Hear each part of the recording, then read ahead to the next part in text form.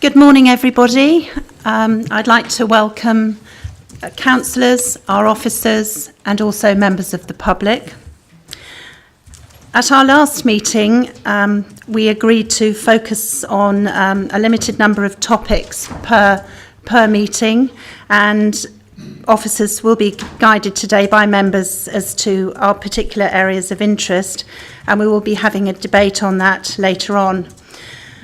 We've got a very meaty subject to discuss today, which is the Community Engagement Review, and we are going to scrutinise the findings of the review and the proposed way forward. Then we're going to look at the performance report and agree our future needs for areas for scrutiny, and finally there will be discussion on the future work programme for the committee.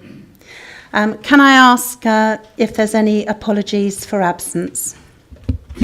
Yes, apologies for absence have been received from County Councillors Val Smith and Alan Davis. Thank you very much. And could we just confirm the who's standing in for the Councillor Smith? Yes, County Councillor Debbie Blakeborough is standing in for Val Smith today. Thank you very much. Can I ask members if there's any declarations of interest, please? Thank you. And we move on to the open public forum. I'd like to welcome the members of the public that are here today, Peter Sutherland and David Farnsworth. And if we can start with David, if you'd like to give us your question, please. Thank you, Chair. I'm a 30-year-long resident of the county, and I happen to be doing some voluntary work in Monmouth at the moment, helping the town to look at its future. I've read these very long reports. This is, I should say, on item 6 on your agenda.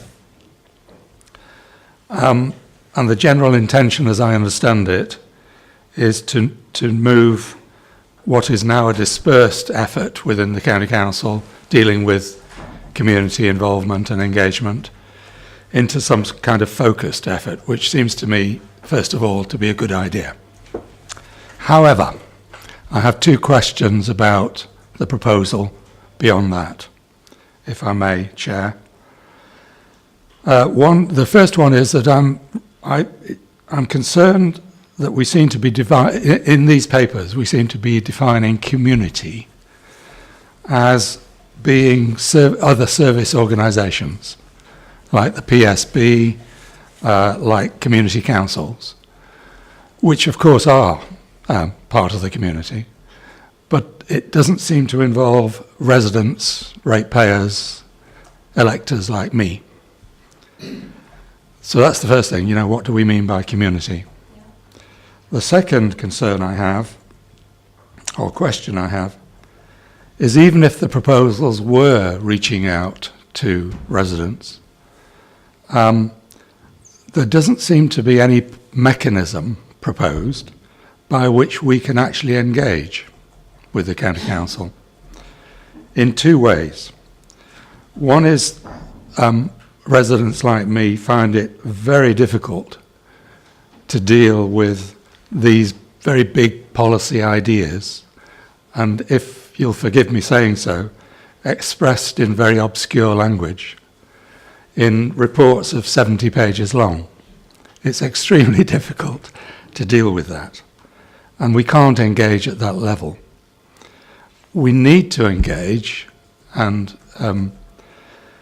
at what I would call a level of real live projects. I mean, for example, the road maintenance programme, the redesign of Agincourt Square in Monmouth, things like the future of the county museums and so on, real, live, touchable projects, not big words in big reports. And the second way in which it's difficult for us to engage is that we actually don't know the mechanics of how to participate. How do we know when projects will come up in the council's work programme that we may want to participate in. How do we know the methods of participation that you're proposing? What's the timeline? What are the information? What's the information on options? When is the time for discussion? Those sort of mechanics. Unless we know those, it's not possible for ordinary residents to participate in your programme. Well, thank you very much for those questions. And, obviously I'm sure that they will be addressed during the report today. And are you able to stay for the discussion? If you would like me to. Well, you're very welcome to. And obviously then we can address those points specifically. Thank you very much for your questions.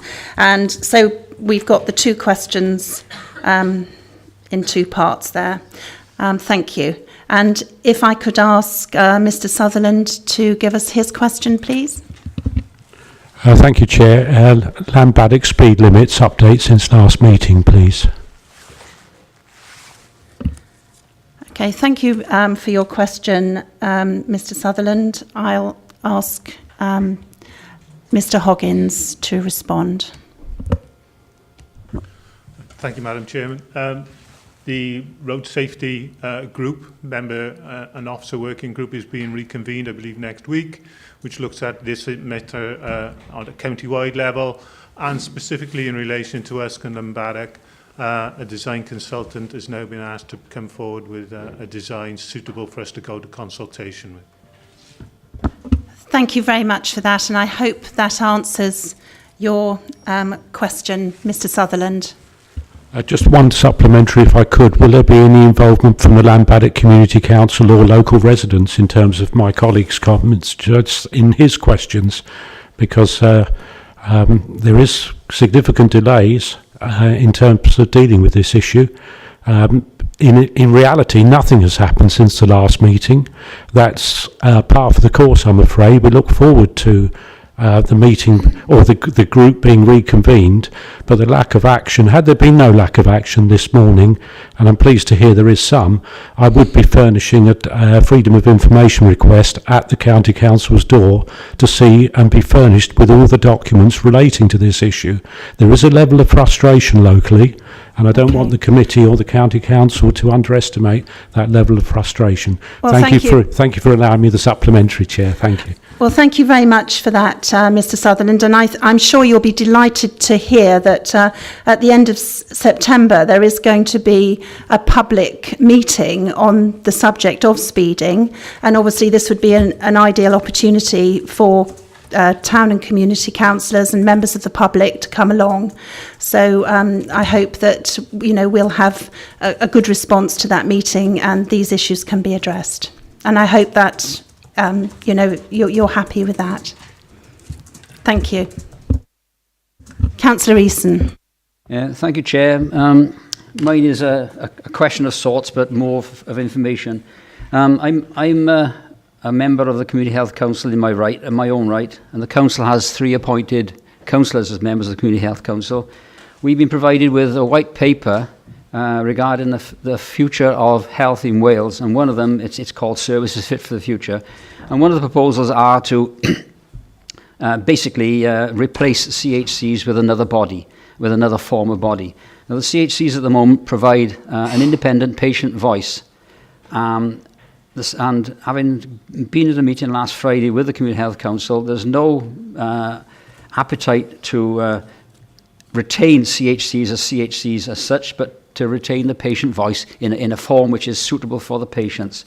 There's concern that by removing the CHC as at present, there'll be no independent voice for the patient in the future. So there must be some mechanism for that to be developed. I brought it to this committee today because for the strong communities are important. It's important for the community to be aware of what's happening. I don't expect you to be able to debate much today because there's too much content in there. I have been informed by Councillor Jones that Councillor Penny Jones is aware of this white paper. It's my intention to take this to the Adult Select Committee next week. I'll also now speak to Councillor Penny Jones in the meantime to see what she's got, any ideas which she may have on this. But I will take it to the Adult Select Committee next week and seek their support of maybe looking at a joint response from adults and from strong communities. I think that's all I need to say. I've passed and handed around a small resume of where the CHC fit on this. If you've got any questions, I could try to answer them, but I don't think it would be profitable this morning. But I will take my questions up also with Councillor Penny Jones, the Cabinet member who's aware of this white paper. And I think I'll leave it there and take it to adults next week and maybe develop a council response. It's got to be the end of September. So thank you for listening to my question. Well, thank you very much indeed for your question, Councillor Easton, and for raising this very important issue. And thank you as well for all the work that you've done on the Community Health Council on our behalf.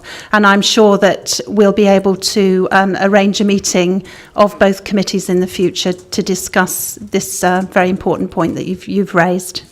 Thank you. Okay, thank you. So we now move on to confirm the minutes of the previous meeting, which was held on the 15th of June.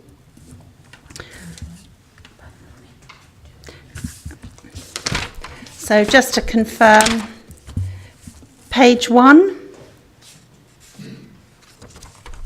page 2, page 3, page 4,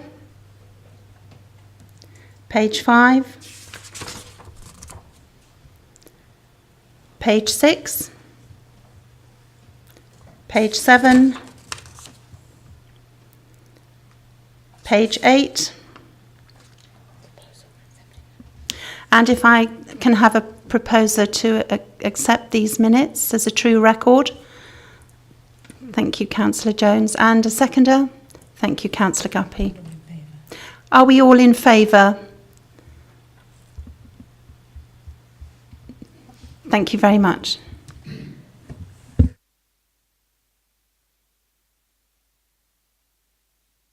Yeah, I'll sign those at the end of the meeting, if that's all right with everybody.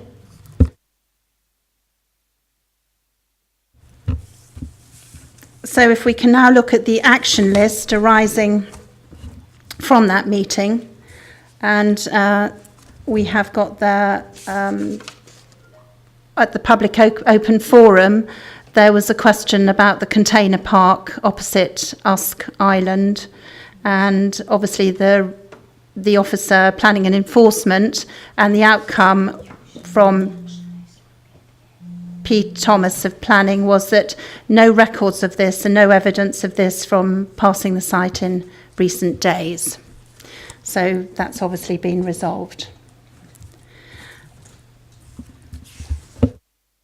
Chair, we would usually take the action list at the end of the meeting with the work programme. I'm not quite sure why it's featured earlier on the agenda, but it's just a record basically of actions approved at the Select Committee, which we build into the future work programme. So we can pick up any actions from today arising from the minutes, which we will discuss at the time of the work programme, if that's okay.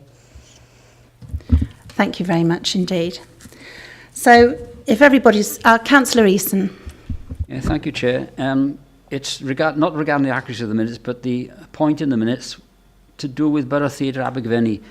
I've read the best part of the alternative delivery model to be presented to Council next Monday, and I haven't found anything in there about Borough Theatre. Could that be picked up by officers? Maybe I've missed it, but I've had a good read. But there's the question mark about the running of the theatre, how it will run in the future, and costs and overtime and not what.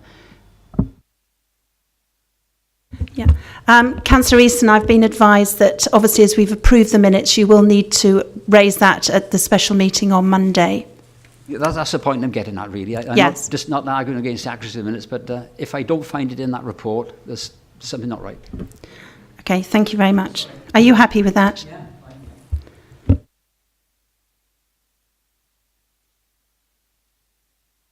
Yeah. So we're moving on now to item 6, which is the community engagement review, and I would like to ask Debbie McCarthy to give us the report, please. Or is it? Yeah, apologies. Is it Matthew? I should welcome. We have here Matthew Gatehouse, who's going to present the report, and supported by Sharon Lloyd and Debbie McCarthy. Thank you very much. Thank you very much, Chair. And obviously, the observant members of the committee will have noticed I'm not Kath Fallon, as it says on the first slide of the presentation. So firstly, my apologies for not being Kath, who would have been far better before you today. She's had to take a couple of days off, so I've been asked to pick this up. But thankfully, we've got Debbie and Sharon here as well that'll be able to step in and give a little more detail around some of these issues. So the paper before you today and the presentation will take you through the community governance, or the community engagement review, I should say, some of the recommendations from that will be going forward to council, and give you an opportunity to supplement that with any sort of further recommendations to council alongside the review. It's quite a long-running piece of work, so I'm just going to do, and I appreciate, and I think this probably touches on Mr. Farnsworth's point as well, there's an awful lot of detail in these papers. So hopefully what I'm looking to do is sort of run through this and highlight some of the key points with some slides, and just draw your attention to pertinent parts of the report, and sort of wrap that up in the end.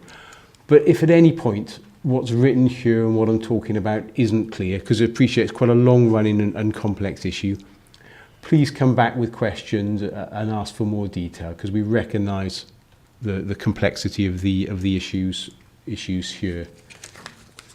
So what I want to do is just run through in terms of the purpose, the policy context, the findings of the review, such as they relate to whole place working and the work of the place team, community engagement and also community governance. Move on to some of the conclusions of the report, and finish with some of the recommendations.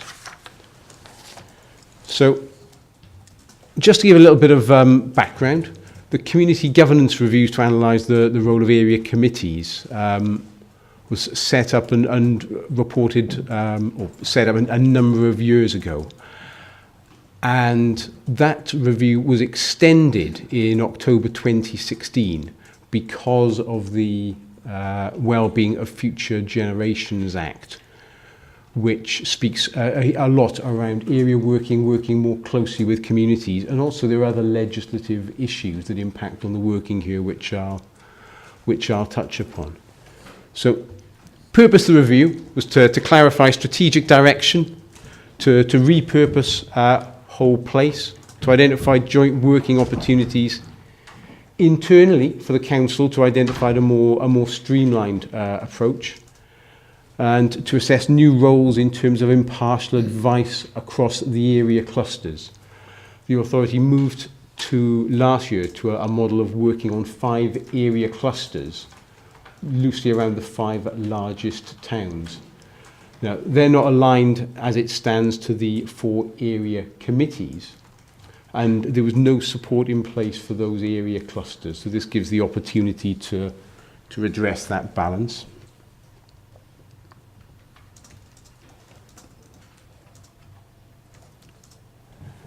Apologies, I'm just working across 2 laptops here, one with a report on and one with the presentation on.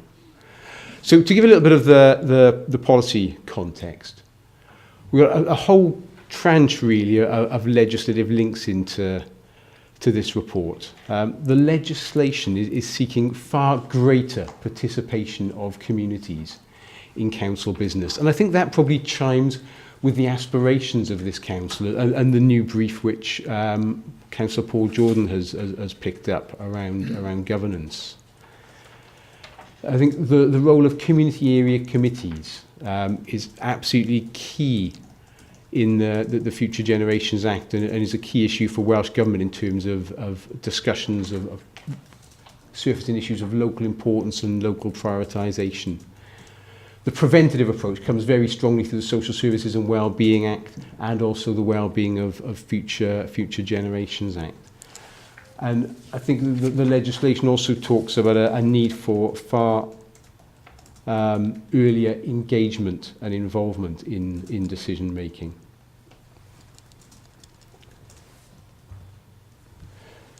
So just sort of moving on to some of the findings. And these are picked up on page 8 of the Chris Jones authored review report, and which is page 34 of the bundle. So what the review identified, so just to stress, this was carried out by a consultant on behalf of the authority who reported back, and some of those recommendations have been taken forward, but you can see all of the recommendations within the report.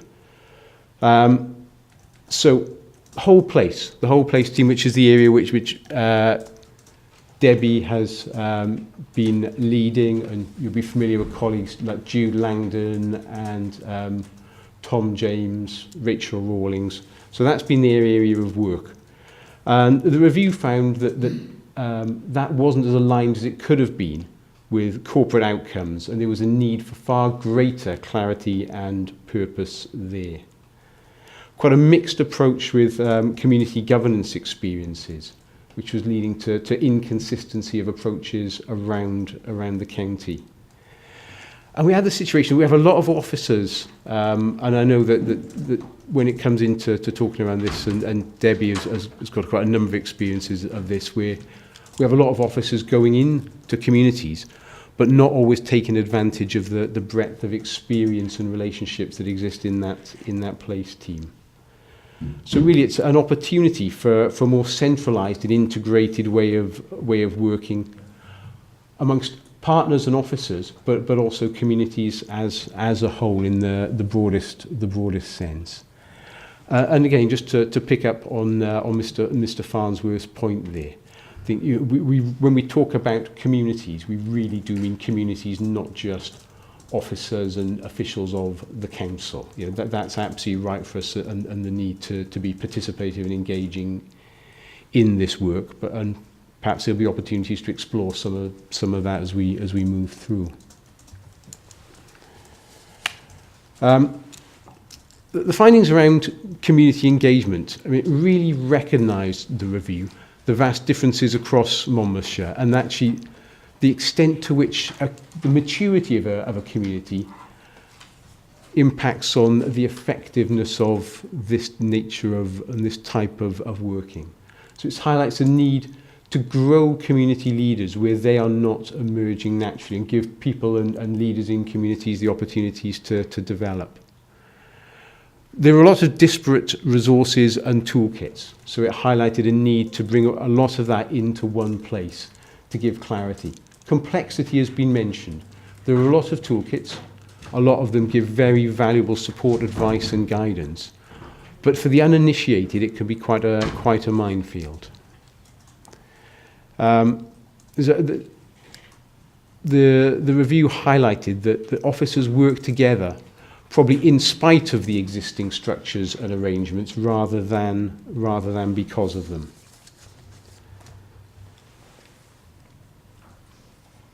And a need, I think, for clearer frameworks in communities to enable the delivery of community priorities.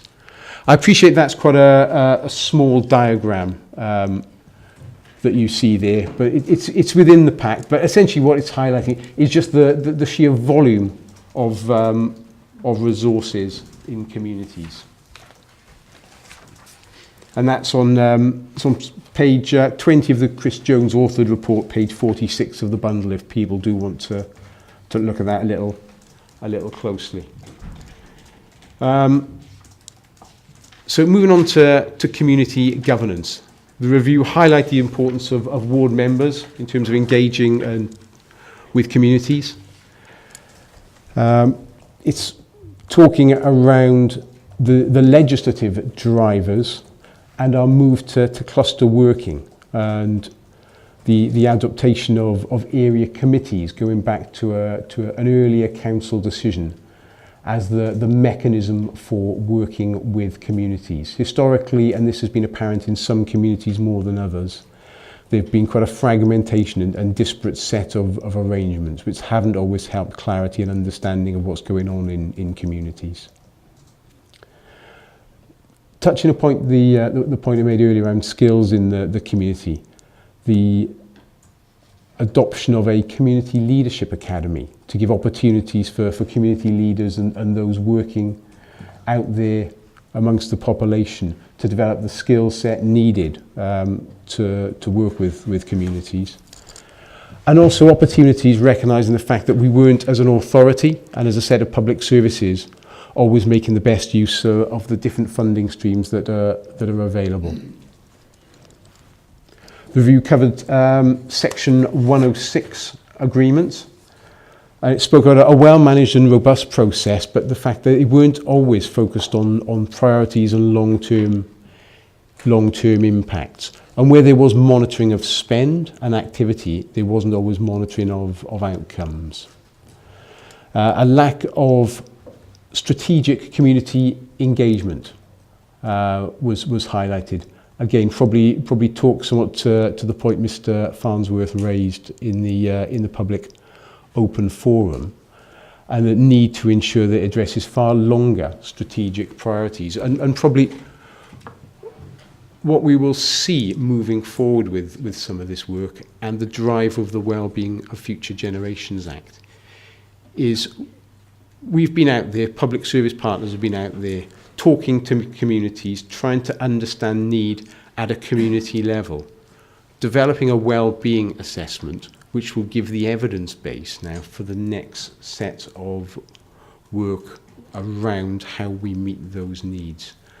And one of the things the Public Service Board, who are meeting next Wednesday to agree this proposal, is a series of workshops in September, October time to look at the evidence from the wellbeing assessment and put in place workshops to understand and explore the sorts of things that need to be taken forward at a community level and at a whole authority level to address some of the findings from that work. Have you managed to establish any examples of best practice on during your assessment? I think what we've done in terms of this, the wellbeing assessment is really highlighting the issues. The next sorry, can I just, sorry to interrupt, but I think it's probably better if we let Mr. Gatehouse complete his report, and we'll take all questions at the end. Is that okay? Thank you.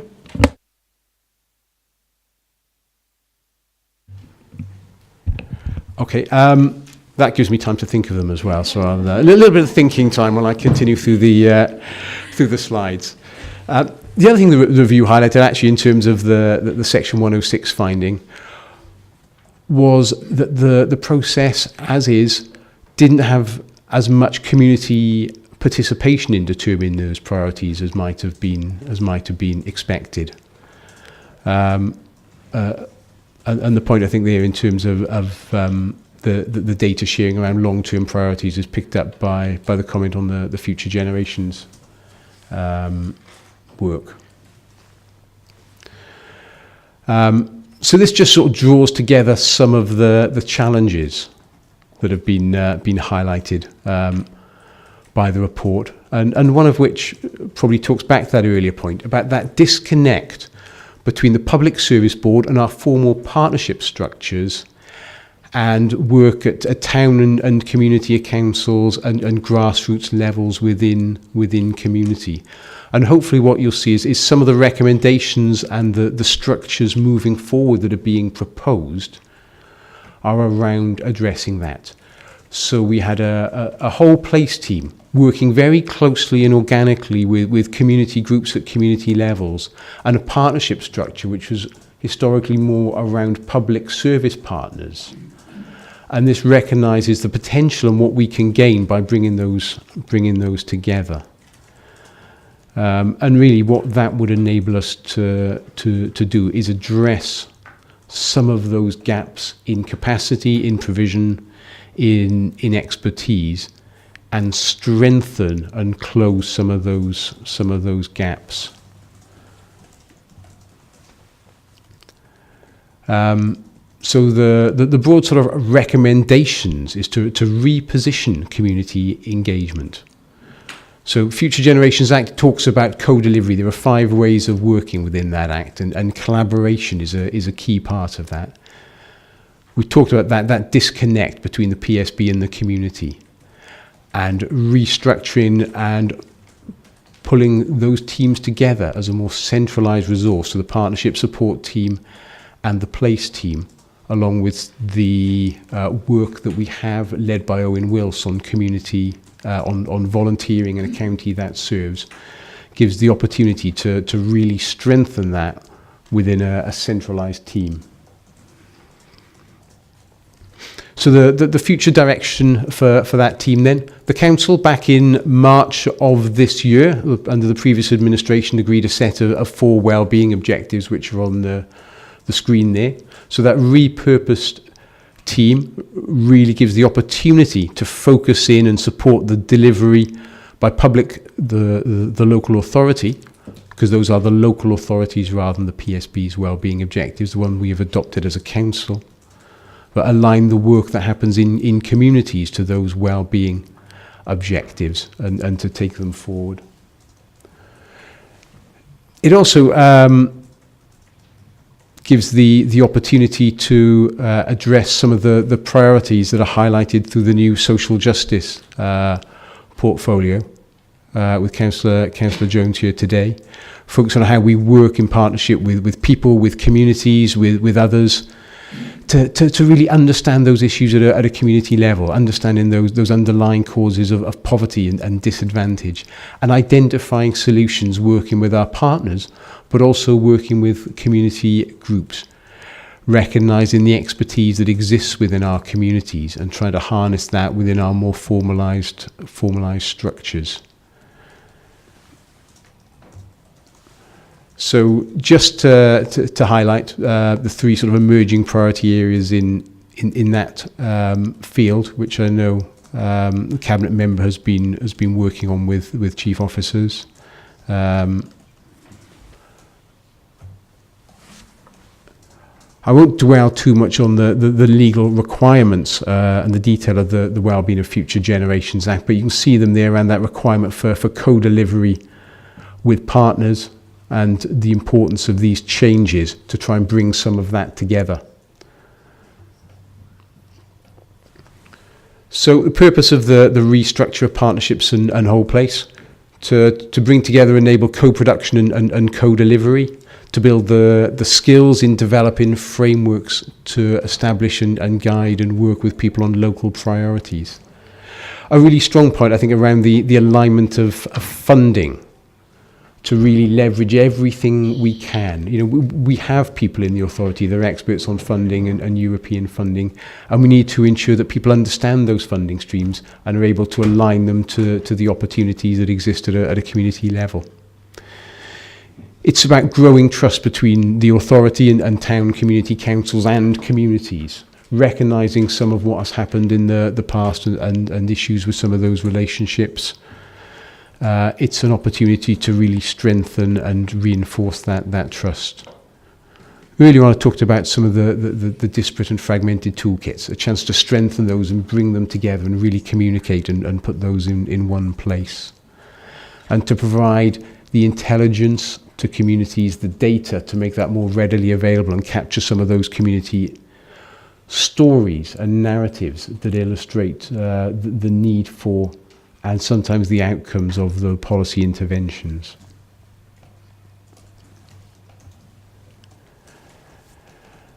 So broadly what we're looking at here is something that will enhance the offer of the council to support in wider public service partnerships and communities, progressing the work of the Community Leadership Academy in a county that serves, support for Section 106 programmes, and then progressing a support to progress a number of other initiatives that council and members will receive in coming months, such as taking forward time banking and employer-supported volunteering and improving business engagement. So I think there's a slide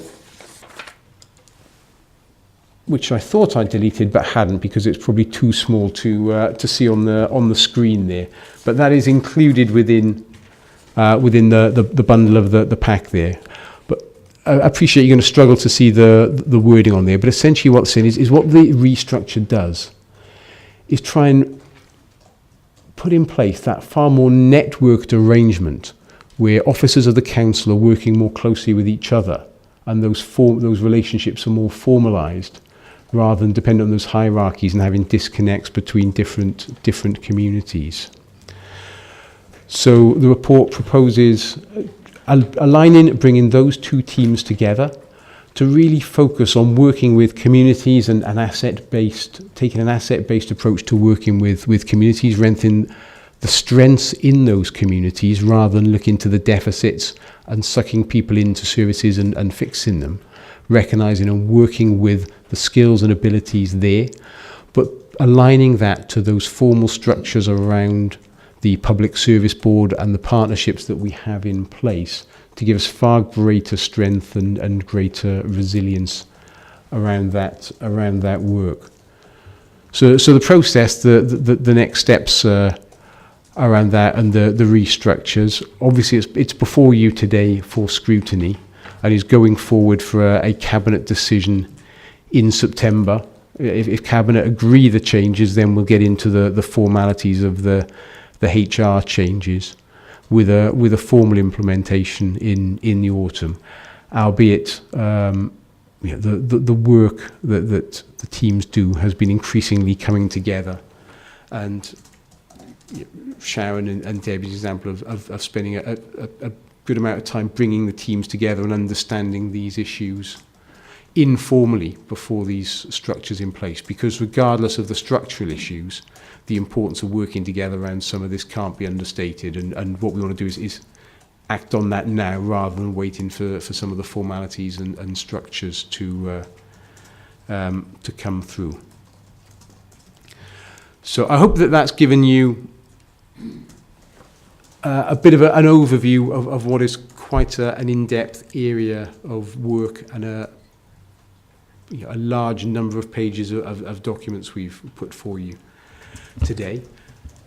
As I mentioned, in an ideal world, it would have been Kath Fallon sat with you today, and you, if there were sort of points of detail you want to come back to with the Chair's permission, we can sort of open it up for questions. And at that point, I'm very glad to say, that Debbie and Sharon have been sort of living and breathing this stuff, and we'll be able to step in as well and give sort of more points of detail on any of your questions. Well, thank you very much, Mr. Gatehouse, for your report. And I know that a number of members have got some important questions. Obviously, this is critical to the future of the council and to our work as councillors. And what's very clear is that we cannot continue as we are with the many changing acts that are coming in, and also the pressures on the council, not just financial ones, but the other pressures that we have, financial as well as demographic, and changing in the customer, the needs of our residents. So I must admit, I did find personally the Chris Jones report quite difficult to digest, and I was very grateful to Kath Fallon's report at the front, which put it into context. So if we can first of all take questions from Councillor Jones. Thank you, Chair. I just wanted to know that during your review, of course you recognise, like we all do, that a lot needs to be done in terms of community engagement. I was just wondering if you found any examples of best practice in terms of some member wards being better at others at engaging with the public, the clusters and how you saw their role and if they were working, and some were better than others again. And area committees the same, and whether we could share that best practice, and that's one way of sort of dealing with things.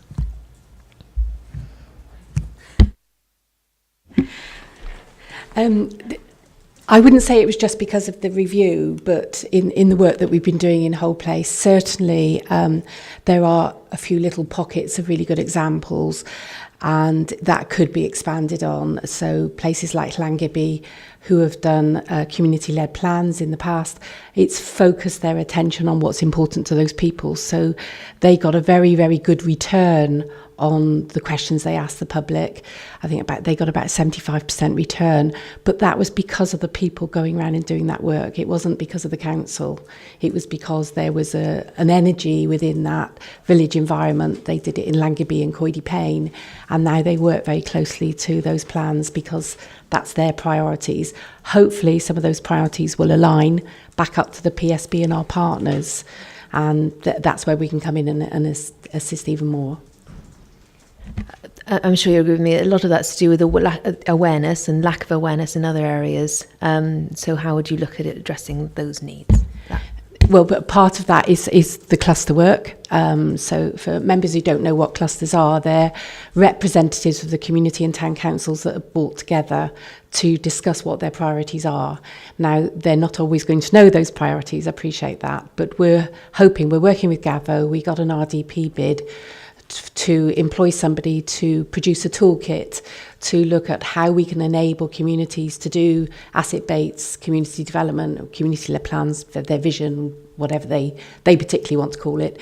That should be coming out very soon for community groups and hopefully with the support of the community and town councils to look at developing their own future plans, and then they can target what their resources need to be.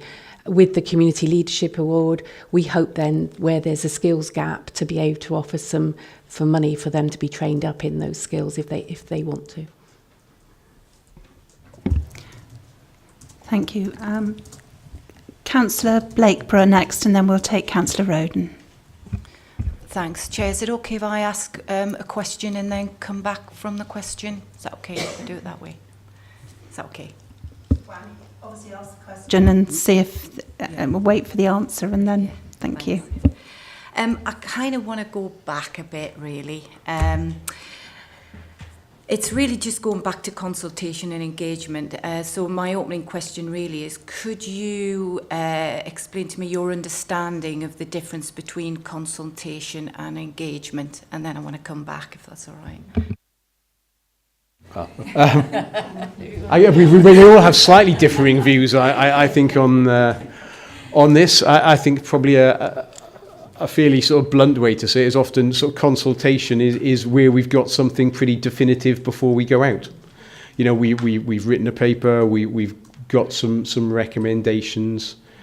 Engagement, involvement is where we genuinely go out and start without any pre-dawn conclusions. We may have some evidence, but we're really then looking to engage and work with people in developing and co-producing those solutions. And what we tend to do, I think, as an organisation is a mix of consultation and engagement.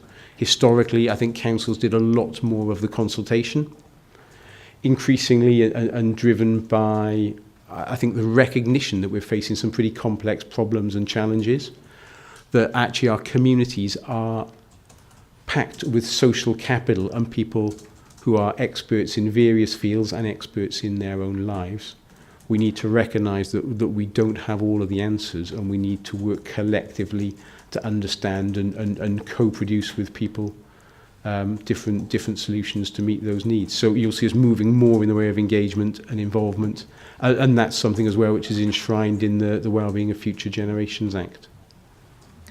That is really good to hear, because obviously in practice that's not always the case, and we do have the word engagement bandied around quite a lot when actually people don't mean that. It's about giving out information.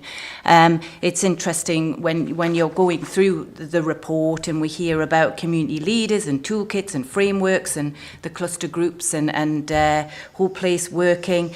And you said talking to communities, and I never once heard the word listening to communities. And I think that's a really fundamental part of engagement, and it's about developing a relationship of trust and respect. Going to good practice, I would say in Trellick Unite we've had real good engagement where we've started from what are your issues, what are the problems, what do you need to change. And we had the Dark Skies policy, where we've had TUCC meeting with officers. They're putting a policy together, TUCC are putting a policy together to then go through the process. So that's real engagement. Trellick, Make Trellick Safe, it was co-design right from the start. very lengthy, but it was good. And also the community-led plans were fantastic. And obviously money ended and those ended. And it's not the toolkit that's important, it's the person that comes with the toolkit that develops that relationship. And for me, that's the most important thing in engagement, and that's what tends to get missed. And I'm a little bit worried that we'll have all these structures, all these frameworks, all these timelines and mechanisms, but it's that relationships. And again, in all of this, the word relationship hasn't been kind of mentioned, so it's getting sort of deeper on that. So the next question then is, how do you know you've succeeded in developing an engaged culture within Monmouthshire?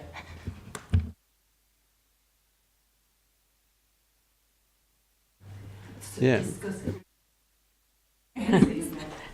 Well, we'd hope that it would reduce the demand on council services right across the board.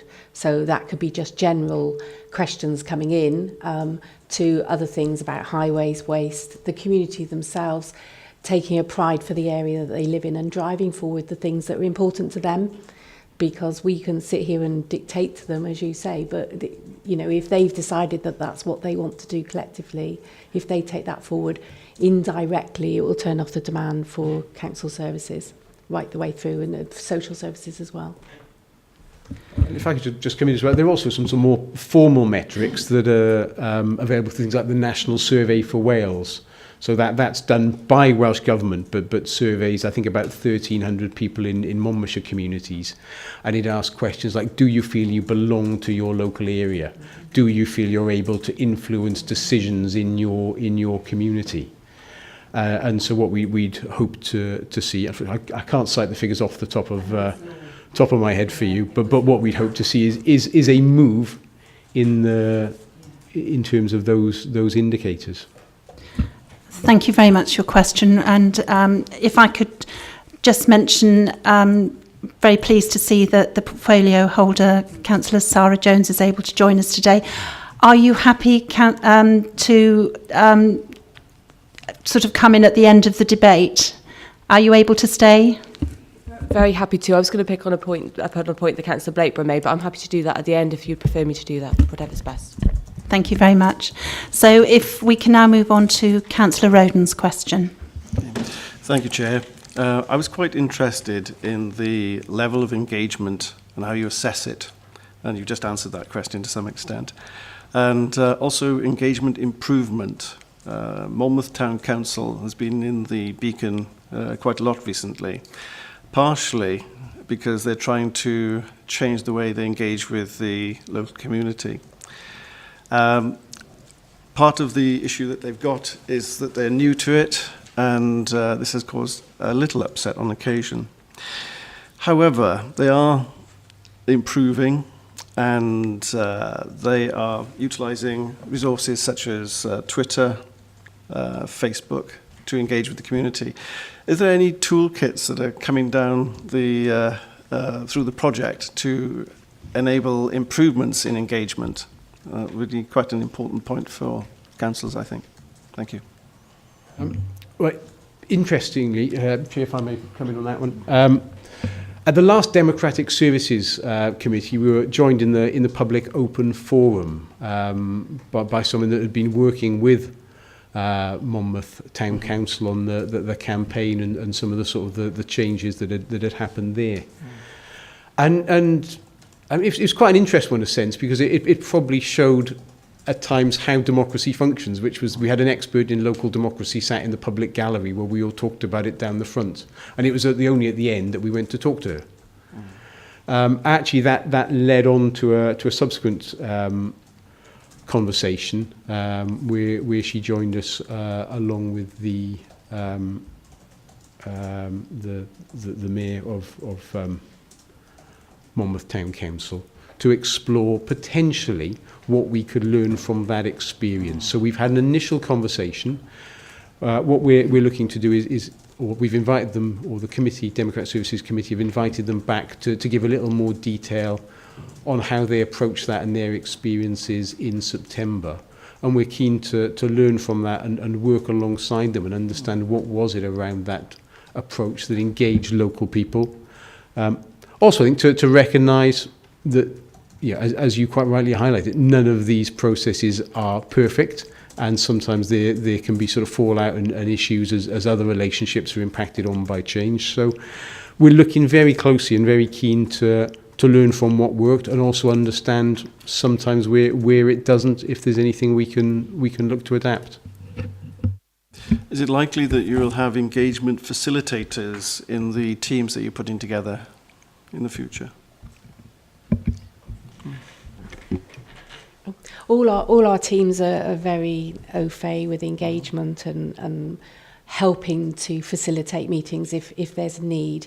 I wouldn't say that there's 5 in the team, you know, for the whole of Monmouthshire. They wouldn't be at everybody's beck and call, but certainly for some of the key projects or where we need to get out there and work very closely, we offer assistance to do some of that. We work very closely with the clerks of the town and community councils. Where they need our help, we'll go in and have chats and offer to help where we can, but we can't do it all. Okay, thank you very much. Thank you. I'm anxious that everybody gets the opportunity to ask their questions, so if we can keep the responses as succinct as possible. If I can move on to Councillor Eason. Thank you, Chair. I found this report very heavy to read. There's lots of detail there, and I think a lot of repetition. But I do have concern that we do not, for some reason, be able to coordinate ourselves with the public. Area committees work well if you get the public to them. The latest example of trying to get things together was with the cluster working. We set up 5 cluster areas in Monmouthshire. It started off well. The public begin to show some, public and community council begin to show some involvement, then everything tails off. It was the same with the programme boards. We need something sustainable. I don't know whether this is going to provide that sustainability that we need, because as far as I'm concerned, the cluster process could and should have been developed further, but that seems to have hit the blocks at the moment. I don't know whether Debbie got a view on the cluster working. Thank you. The cluster meetings are restarting in September, and the save the dates have just gone out to the clerks of the community and town councils.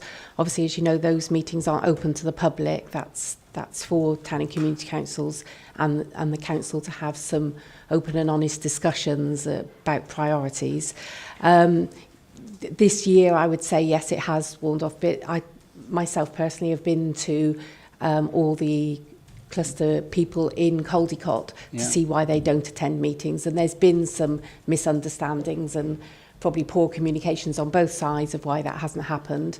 They will now start to be developed. If we look at the USC example, USC has done some very good work of all identifying the priorities and what they want to take forward. And again, you can't do it all. So what they've done is narrowed it down to just 3 things they want to tackle at the moment and take that work forward. So that will start up again in September for all of them. And obviously in Brunnicombe, slightly different because they've merged with the area committee.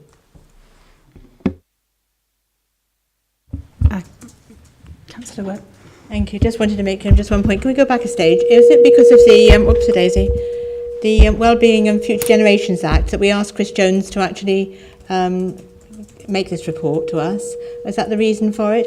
And there's a timing. It came out in just April when we were all going to have elections in May. Is this really for the future of our council, really, that this is put in place? I'd just be interested to know that. The report was a bit heavy, I agree, with Councillor Easton. It was a bit heavy. I'm concerned about the cost of the report. And also, just one other thing, could we have a diary note, please, of all the meetings that you are going to arrange in the future with regard to cluster meetings, meetings of town and community councils, etc., etc., because there may be meetings outside our areas that we would wish to support as members. Thank you very much. Right, there's quite a few questions there. Have you got them all? Have you made a note? Yes, I mean, I think probably the fit with the Future Generations Act is an element of this, but it wasn't the main driver. I think this is recognised as an issue regardless of that. It's something that's very important, something which is recognised as an issue within Monmouthshire. Yeah, very timely. There are synergies between the two of them, but it wasn't the sole driver. I think the point around the intensity and depth of the report, I think it's recognised. As someone that didn't know they were going to be here talking about this until sort of roughly lunchtime yesterday, and having to sort of quickly scan through 70 pages that I hadn't looked at for a few months, I do recognise those issues. However, what I would say is quite important that when you're looking at any area as in-depth and complex as this, that all views are given the opportunity to be surfaced.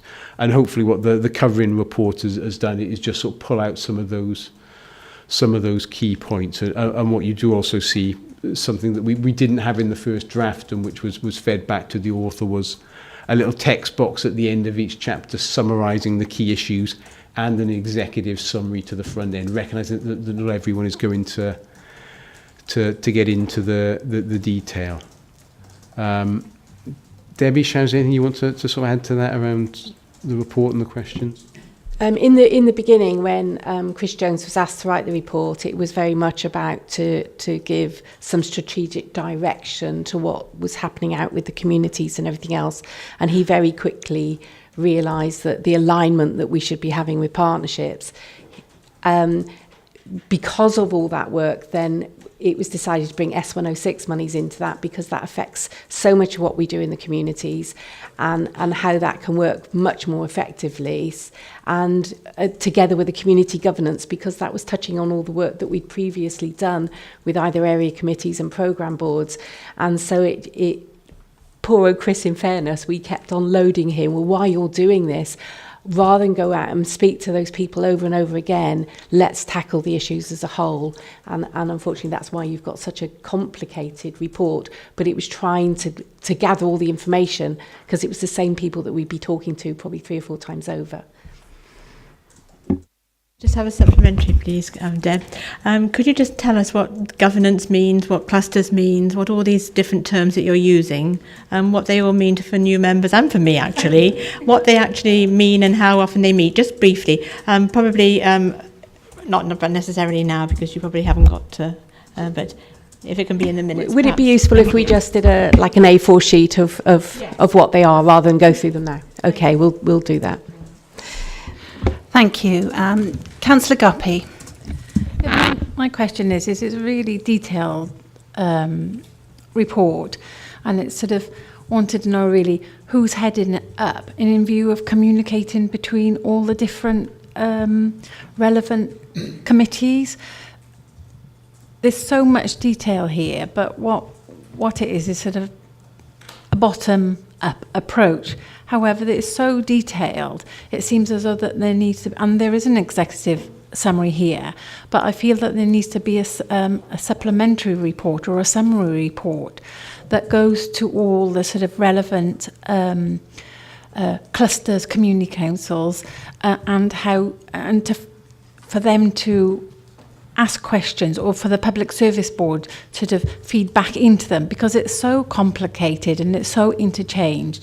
I think things are getting lost in the ether, and in view of some cluster groups work well, some groups, some area committees work well, and I think at the moment we're in a bit of a snowstorm here, and I think we need to go back to simplicity to say about the key messages of this report in a very simple form, so that perhaps it can be distributed to community council, say, right, this is what's happening now, this is what's happening in the whole of Monmouthshire, and this is what we're feeding into. Here's the fuller details within this report. It is detail, but I'm picking it, and I just wonder if that will help then the sort of the Public Service Board in view of getting down to grassroots level. I mean, we can engage, we can sort of do surveys, we can sort of debate what is engagement and is not engagement. But at the end of the day, if we haven't got the small steps, I think this is going to be lost. And I just sort of request really that there can be sort of a summary of this in view of what's next, with dates and you sort of timelines in it. I think that may be simply approached, simply sort of formulated, but I think maybe that'll be getting really to everybody on the community. All the community councils have websites now. To stick this report on the community council, it's not going to do any justice of what has been done and what needs to be done, because and it's a shame that it would be lost, really, because it is trying to encompass, it's a cumbersome task, but it is trying to encompass all the Monmouthshire down to grassroots level, really. Thank you. I think that's a very good point, isn't it? We probably all recognise the complexity, and for officers who live and breathe this stuff every day, it's still a complex subject. So the chance for the community and for community and town councils to engage, I probably recognise. I think that's a very good suggestion, and perhaps what we could look to do is, a sort of 3 or 4 page easy read version for the layperson, and get that test read by someone that has no background in any of this, to make sure it makes sense to the uninitiated, and then perhaps we could attach the sort of the jargon buster or glossary that was mentioned to that. So if these terms do come up in future, people can understand what they mean in terms of language that they understand. And sorry, with that report then, sort of like a date when any updates, I mean, they don't have to be long, but updates, so that you think, oh, right, that's going to happen in December. Okay, I can go back to December just to see, and maybe that'll help the future engagement or wider engagement. Thank you very much for that, Councillor Guppy. I think you've summarised how many of us are feeling about the report. Unless there's any other questions, I would just like to ask a couple of questions myself. On page 79, there's a figure there given that 63% of residents in our communities are involved in volunteer activities. I find that just quite an incredible figure. Marvellous if that's the case, but how do we define volunteering, and how did we arrive at that figure of 63%? That's my first question. Secondly, I think we've got to address the effectiveness of our area committees. And I've, worked on another council, and I think there's not a council throughout the country that isn't facing the problem with area committees, that we get the same people coming to the area committee, that it ends up being a bit of a talking shop, and we're not really addressing the strategic and the long-term planning that the communities should be involved in. They get bogged down in, important but small issues that really shouldn't be decided in that forum. And I'm also very concerned about the cost to the public of these meetings. I did ask Hazel what the cost of the area committees was, and she said it's roughly $25,000 a year for the area committees. I quite frankly, I find that figure quite low. I thought it would be a lot greater than that when you work out the cost of bringing everybody there, the cost of officers' time, and really what are we achieving? And if we look back, what have we achieved from the area committees? Are they things that could have been achieved outside that forum? So I'm not really sure that is really addressed in as much detail as I would have liked it to have been, and I'd like to have seen more work done around the costings, so that the public are getting value for money from these meetings. So I'd like, to have any comments that you've got on that. Thank you. If we can just take those notes, I can pick up the numerical one in the first instance, the 63%. Which was a report by the Wales Council for voluntary agencies into volunteering in Wales, and they carried out surveys in all local authority areas. It was a relatively small sample size, so while it is a nationally published and recognised figure, I think ourselves, we think that may be on the high side, and if Owen Wills, that leads the Accounting That Serves programme, were here, Owen would say the same. That is a very high figure for volunteering. I think probably what does stand up, though, is actually within Monmouthshire, and that figure put us as the highest in Wales. I think it probably is recognised that levels of volunteering in this county are much higher than in a lot of neighbouring areas. That was borne out by the statistics. And while you may question the actual number, I think actually recognising the contribution and the number of volunteers that are actively out there improving our communities is very important. I know on certainly the effectiveness of area committees, and again Debbie and Sharon will probably pick up and go into in more detail. I think the report does talk to that, and I know Debbie has got some more of the figures around the cost arrangements, but probably to put some context around those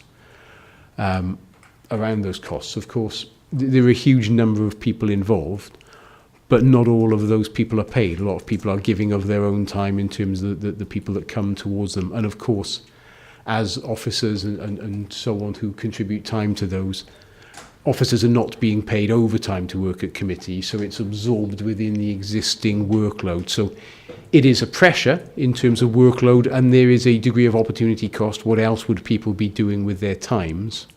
But the financial cost is absorbed within the existing salary and structure arrangements. However, I do know that Debbie's able to talk in more detail around that point. Well, cost-wise, obviously it depends on how many officers are asked to attend, and whether it's in or outside of normal working hours, because that bumps up the cost. Even if we're not paying them, they'll be coming back to take that time off at other times. The costs we've got were done in 2013 for the 25, well, just nearly 26,000. So obviously that's slightly increased now.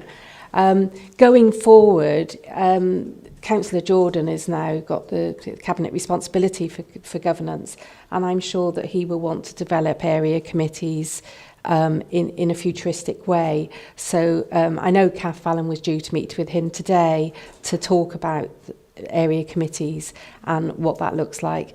They will have to change to align with things, because things have changed. They were set up back in 2002, and certainly the council has changed and what we do and how we do everything. So we'll look for a lead from Councillor Jordan for the future. Thank you. I think I'm conscious that time is moving on, and unless obviously everybody's had the opportunity to speak, I would like to now bring in our portfolio holder, Councillor Sarah Jones. Thank you, Chair. Just to say, it's been really helpful just to be here myself in terms of listening, because clearly this report is still in draft form, in the sense that it's going to Cabinet in September, so hopefully you can reflect on some of the points that have been made. It's absolutely key for me, because it's not because of the well-being of future generations that this has come about, but quite clearly there's a huge role that this team's going to play in terms of providing that support, and not support, but the conduit between that and the PSB, to make sure that we're streamlining our priorities. We have our 4 wellbeing objectives, and quite clearly this new team is going to be meeting a number of the objectives within there. And I think Debbie's point around what success looks like, I think the report's quite clear in that, in terms of how we're going to measure that success, and in terms of the indicators under the performance objective. So I think we can come back to you as a committee with our progress against that, in terms of what success will look like for this team. Debbie, you also mentioned about what's the difference between consultation and engagement, and I don't really have a huge amount to add to what Matt had to say, because obviously it's a great answer, but in the sense of just what it means to me as a portfolio holder, engagement is the absolute key driver to what we're doing. It's about an ongoing dialogue. It's not about a conversation that starts and ends. It's a conversation that doesn't end, because our communities keep evolving and developing, and need changes. So that engagement piece will continue throughout this. So just to pick up on David's point, David Farnsworth's point, I think it's absolutely key. The people we're trying to engage with through the new community and partnerships development team, it's not necessarily the community groups that are in existence. Clearly that conversation will be ongoing. It's about trying to unpick and identify those that are not necessarily engaged with us currently. So it's trying to identify those groups and individuals that maybe do feel isolated or disenfranchised from the process. And I think this team will be aligned to enable us to do that. Just briefly, Jane, on your point around volunteering, there was this sort of discussion on that. I think that's a really important issue in its own right, and possibly something we might want to bring back either to this committee or as a members' seminar to talk about all the good work that Owen is doing and his team around that. That would be great. And just on Linda's point as well, I think we'll reflect on that in terms of that short paper to go out, which gives very much clarity, a 2-3-sider document around the process timescales, and just clarifies that maybe in a bit more, sort of streamlined information. So for me, I think the document itself, it's about repositioning this new team. It's about what they're going to do. I think that's very clear in the document about what the team's aiming to do, and the series of approaches under that. And I think from my perspective as this new portfolio for social justice and community development, I think this is going to really support me in terms of those 3 priorities that will come forward in my strategy this autumn, which is around social inclusion, economic inclusion, and giving people the best start, giving children the best start in life. So I think the new community and partnerships development team is really going to help support those priorities that will come forward in that strategy. So thank you, Chair. Thank you very much, Councillor Jones. So I think that we've had a very meaningful discussion. Sorry, Councillor Jones, did you want to add anything? Can I just say that I find it very encouraging, the objectives that Sarah's just outlined. I think the council is going in the right direction. But I just wanted to say, I mean, obviously the awareness of what the council are doing is obviously paramount to what you're trying to achieve. Because there's a lot of good work and good stuff that is going on, and I know the comms team in Monmouthshire County Council have gone a long way in the last year or so in sort of portraying all the good stuff that we do, and that in turn is engaging people in that we look more friendly and we look more sort of that we want to engage with the public now. And obviously we're in a changing world now where people are engaging with us on Facebook and things like that, and going forward with your objectives. I hope that you're aware that we need to reach out in using these mechanisms, particularly to engage young people from going forward. Really. Just very briefly on that, I've met with the comms team, so communications as a whole falls under my portfolio. Absolutely, totally on board with that. Well, and I'd be keen to work with members about how you think we can use those new platforms to the best use to make sure that we engage with all aspects of our society. So, yeah, that's definitely a priority. Thank you. Finally, just Councillor Blakeborough, if you could keep it as brief as possible. Yeah, it's really going on from that conversation because it's about communicating right across the authority, and we do have new ways of engaging, and I know that on the website we've got Your Council Get Involved and it's Monmouthshire Engages, and there's a way of getting involved there. But there's a question around a Mrs. Edwards who lives at home, does not have a computer or an iPhone. How do we communicate with them? And perhaps there's an idea of bringing back a newsletter twice a year so everybody has it in writing. Thank you very much. That's a very good idea, and I think that's a very important point that you've raised. So thank you all very much indeed for your contributions and for the officers for their report. Thank you very much to Matthew for stepping in at late notice and doing such a great job. And we've been asked to scrutinise the findings of the review, and all of the comments have been noted. I think this is going to be very much work in progress, and we look forward to this as it develops so that we can improve the way we do things.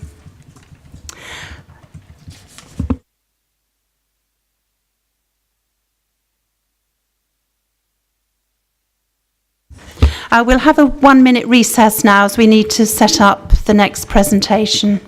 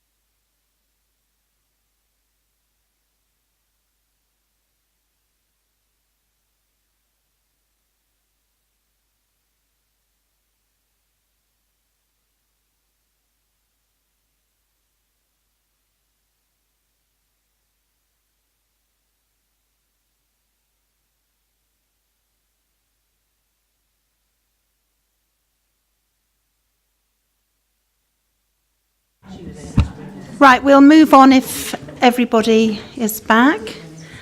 So I'd like to introduce our next agenda item, which is the performance report 2016-2017.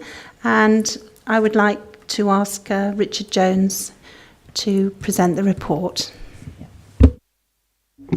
Thank you, Chair. Good morning, everybody. So here to run through briefly the performance report for 2016-17, but also take the opportunity to introduce members to our performance framework. As this is the first performance report we report to you as a team, I thought it would be useful to understand a bit of context and background around the framework, so you can use and understand that in how we will report performance to you as a team, but also in consideration of any service-specific performance reports you will receive during the work programme of the committee. As a team, we usually bring two types of reports to you. One, a performance report generally focused around our strategic plans, as you'll see as Appendix 2 on the report today. And we also report on the Council's strategic risk assessment, which I'm sure will form part of your work programme in the autumn. But today I'm going to focus on the performance elements. It's an update we're giving to all select committees. Objective 4 of the report has already been reported to Economy and Development Select Committee. We're asking today for you to particularly look into the areas that are relevant to you, your work, programme and remit as strong communities. I'm happy to take any questions on the framework as we go along and any questions at the end. Usually as part of these reports we invite along the officers responsible and cabinet members. We've got some of those here today. We haven't invited them at the moment due to the fact we wanted to use this as a training session to help you understand the context. If you have any specific queries, obviously we can take those back, and it also may be useful for you to pick up on any areas for your discussions around your future work programme. And I know a lot of these areas link into some of the items up for discussion on the next paper. So I'll run through fairly quickly, conscious I'm taking some time in setting up as well. So what I want to cover today is briefly recap the Wellbeing and Future Generations Act, which I know you've already talked about today. Run through the performance management framework, and also then the performance policy framework, which is actually some of the physical policy strategy documents which make it up, and you may have the opportunity to scrutinise as a committee as well. So first thing, just a reminder, I'll mention it a lot through the meeting. On the hub, the Council's internet site, this is an extract from the front page. The Finance and Performance Management area circled there is where you can find out more information about our performance on an ongoing basis. So on there you will see further guidance around the policy framework. You'll see Council service plans, which of our services has a plan for the year which is updated quarterly. So you can look at the progress services making there. It will contain more information around the Future Generations Act, our strategic risk assessment, which is updated on an ongoing basis. So I'll mention it a few times in the presentation today. So that's where you can find out more about council performance. So very briefly then, a recap on the Future Generations Act. Fundamental legislation that requires us to carry out sustainable development. This should ensure that present needs are met without compromising the opportunities of future generations to meet their own needs.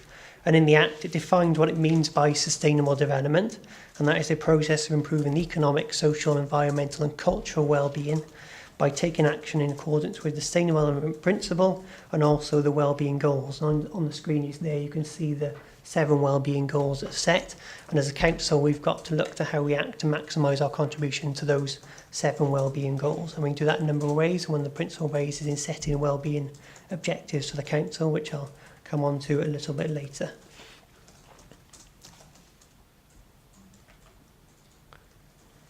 And the other element of the Act, which is fundamental, is we have to act in accordance with the 5 ways of working set out in the legislation, and those are balancing short-term needs with long-term needs, using an integrated approach, involving others and taking their views into account, working in collaboration with others and putting resources into preventing problems. So in everything we do, we have to give consideration to how we maximise and act in accordance with these principles and ways of working. And one of the prime ways which members will receive this information is through the Future Generations evaluations that are appended to reports that go through for decision, and also will come to you for scrutiny prior to that decision being made. I know, for example, on the previous report you're just discussing that had the Future Generations evaluation attached, which set out how that report considered its contribution to the goals, the ways of working, and also the Equality Act implications of that decision. So that's a key way for you to consider how these have been applied. So before I go into the framework, why do we have to do things differently? I'm sure you don't need me to go over these in too much detail. They're quite widely known. Obviously, the legislative aspects means we have to change, but we also know we're facing other challenges and pressures around finance, demographic changes, changing in customer needs and expectations, regulatory and policy changes.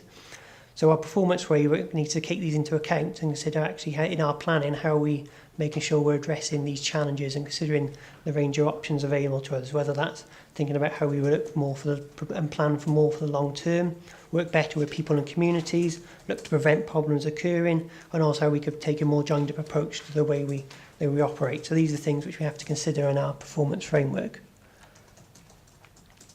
So this is the framework. I'll run through it stage by stage. It's each stage is highlighted in Appendix 1 of your report. So apologies, the slides are a bit unclear on the screen. The green doesn't seem to come out very well, but it is set out in Appendix 1 in more detail. Oops, I skipped ahead there. So first stage of it is around our purpose, our vision, which is building sustainable and resilient communities. Members from the previous council will be familiar with this. It was the vision of the previous council. It still remains relevant now as we look to build sustainable and resilient communities. This is the focus of all our work across the council. So the next stage is around public service board wellbeing objectives. And again, I know you were touched upon this in a bit of detail this morning in the previous report. So the public service board have a duty to act jointly to improve the economic, social, environmental and cultural well-being of the area. And the way in which they can look into do this is by setting out a well-being plan, which will set well-being goals or objectives that the Public Service Board will look to achieve. And the Public Service Board in Monmouthshire is made up of 4 statutory members, the local authority, the local health board, Fire and Rescue Service and also Natural Resources Wales, and other organisations are also invited to attend the Public Service Board, and they include Gwent Police, Monmouthshire Housing, Men in Homes and also Gwent Association of Voluntary Organisations as well. And in taking the steps to set those objectives, one of the key milestones was publishing a wellbeing assessment, which came to the last meeting, I think, of the previous council in March 2017 for endorsement. And that assessment looked at analysing the state of wellbeing in the area, looked at social, economic, environmental and cultural wellbeing. And within that, used academic research, statistics, engagement with communities as well, to come up with some challenges and opportunities that the Public Service Board are now looking to prioritise to set their objectives. I know Matthew in the previous presentation talked about some of the workshops the Public Service Board are now looking to set up in order to establish those. So obviously as a council, we'll make a key contribution as a key partner into those, into how we look to develop those objectives with the Public Service Board. And they'll be set in I think have to be set by May 2018, but certainly look to set those in early 2018. So that's the Public Service Board's wellbeing objectives. I was going to show you a brief video, but I'm conscious of time. A lot of you have probably seen the wellbeing assessment. There's a video on our council's YouTube channel which summarises it well, and also the documents, the summary and also the full version are available on our website on the Our Monmouthshire page, but I can get that circulated around to you if you haven't already seen it. So coming on to the council's wellbeing objectives, different from the Public Service Board's wellbeing objectives, this is our responsibility as an individual public body to publish these objectives and set out, and they will set out what we intend to do as a council to improve the social, economic, environmental and cultural wellbeing of Monmouthshire. And I think what to point out is there will be some strong alignment with what the Public Service Board are doing, as you would expect. So Public Service Board looking at taking on those big key challenges and opportunities. The work the council will do will clearly have to align to that, and there will be synergies between those and the wellbeing objectives of the council. Previous members of the council were aware that the decision was taken in the council meeting in March to endorse the wellbeing objectives, subject to then some further detail around the actions and particular areas of focus that will be taken underneath them. So on the screen now are the 4 wellbeing objectives for the council. Of particular interest to this committee and likely to involve reports coming to you in future is the improvement objective 3 in there around maximising the benefits of natural and built environment, the wellbeing of current and future generations. I say at the moment probably come forward sometime in the autumn further detail around what the actual actions that will be taken underneath those objectives are. And this shift into focusing on wellbeing objectives is one of the biggest changes in terms of our approach to what you see in Appendix 2 of the report today. So Appendix 2 of the report today is our improvement objectives set for 1 year, 2016-17. And they were set as under the Local Government Measure 2009, which the Welsh Government are now consulting on repealing. And that legislation often, and the objectives often focus on some more marginal gains in service performance and some more specific projects we're looking to undertake. In future, the reports we'd like to bring to you under the wellbeing objectives are looking at how we can tackle some of the more longer term problems of the county, and as a result of that, it's like to guide some to more longer term plans and longer term metrics to how we judge our performance. Clearly, setting out to you some of the more specific detail around service performance will remain important, but I think you will see some shift towards some more community level work in community measures, whole authority outcome measures, as well as service specific performance metrics. So there will be some change there, which is why I wanted to talk you through this this framework today. So coming on to service plans, I mentioned these already. These are where services, each service in the council has to plan for the year ahead, and there's 5 sort of key steps which services have to undertake. They have to evaluate their performance in the previous year. They have to use that then to look at actions they plan to take in the future. They have to link this to any existing legislation, policies or programmes that are in place. They have to use data, whether that's around finance, whether that's around demand, whether that's around performance, to judge and use that to evaluate how they're performing. And they have to also look to assess the risks that are facing the service and how they manage and plan to mitigate those. So they're all available on the hub, which I showed you where to access earlier. And that maybe where in between meetings you can have a look at some more information about service performance that we can surface solely in one report we bring forward to you. And finally then, employee aims and objectives, clearly fundamental to all the framework, tend to be undertaken through the check-in, check-out process, which is our employee appraisal process, which I think some of you will be familiar with, some of you will not be. And as part of that discussion, it's about looking at identifying how we can develop training needs of the individual, but also making sure that we set clear objectives and that each individual in the organisation understands how they contribute, not just to their service plan, but how do they contribute to the wider objectives and ultimately vision of the council of building sustainable and resilient communities. So just to bring it back together at the end, we say I talk through from the individual right up to the vision of the council. Around the outside, you can see some of the external influences on the framework that requires us sometimes to make changes and will ultimately impact on how we plan and do things. The Future Monmouthshire programme is one. I won't go into that to detail. I'm sure members have heard a lot about that in part of your induction. External regulation and inspection, clearly very important, and we use their reports to look at how we can improve our services, and they will impact on some of our performance framework at various times and at various points. And also I've touched upon some of the national policy framework that will again influence the way we work. So we've also got to be mindful of all those aspects working to impact on our framework. So the policy framework you'll see largely replicates some of the plans I've already talked about. I just wanted to highlight this today to show you actually some of the key strategies and documents that make it up, some of which you will see as part of the Strong Communities Work Programme. So wellbeing plan I've talked about, quite self-explanatory. The wellbeing objectives and statement that I've touched upon as well. But that third line down there, often called our enabling strategies, are some of the ways in which we mobile our resources to deliver our objectives. So something like our asset management plan, how we manage our assets, and that may be a key consideration for Strong Community Select Committee. Our medium-term financial plan, our people strategy, so how we make sure we've got the right people developing the right skills and knowledge to deliver our objectives, iCounty, how we plan for our digital platforms, our local development plan, obviously around area planning, community planning, etc. And then going through to some of the service plans, employee aims and objectives.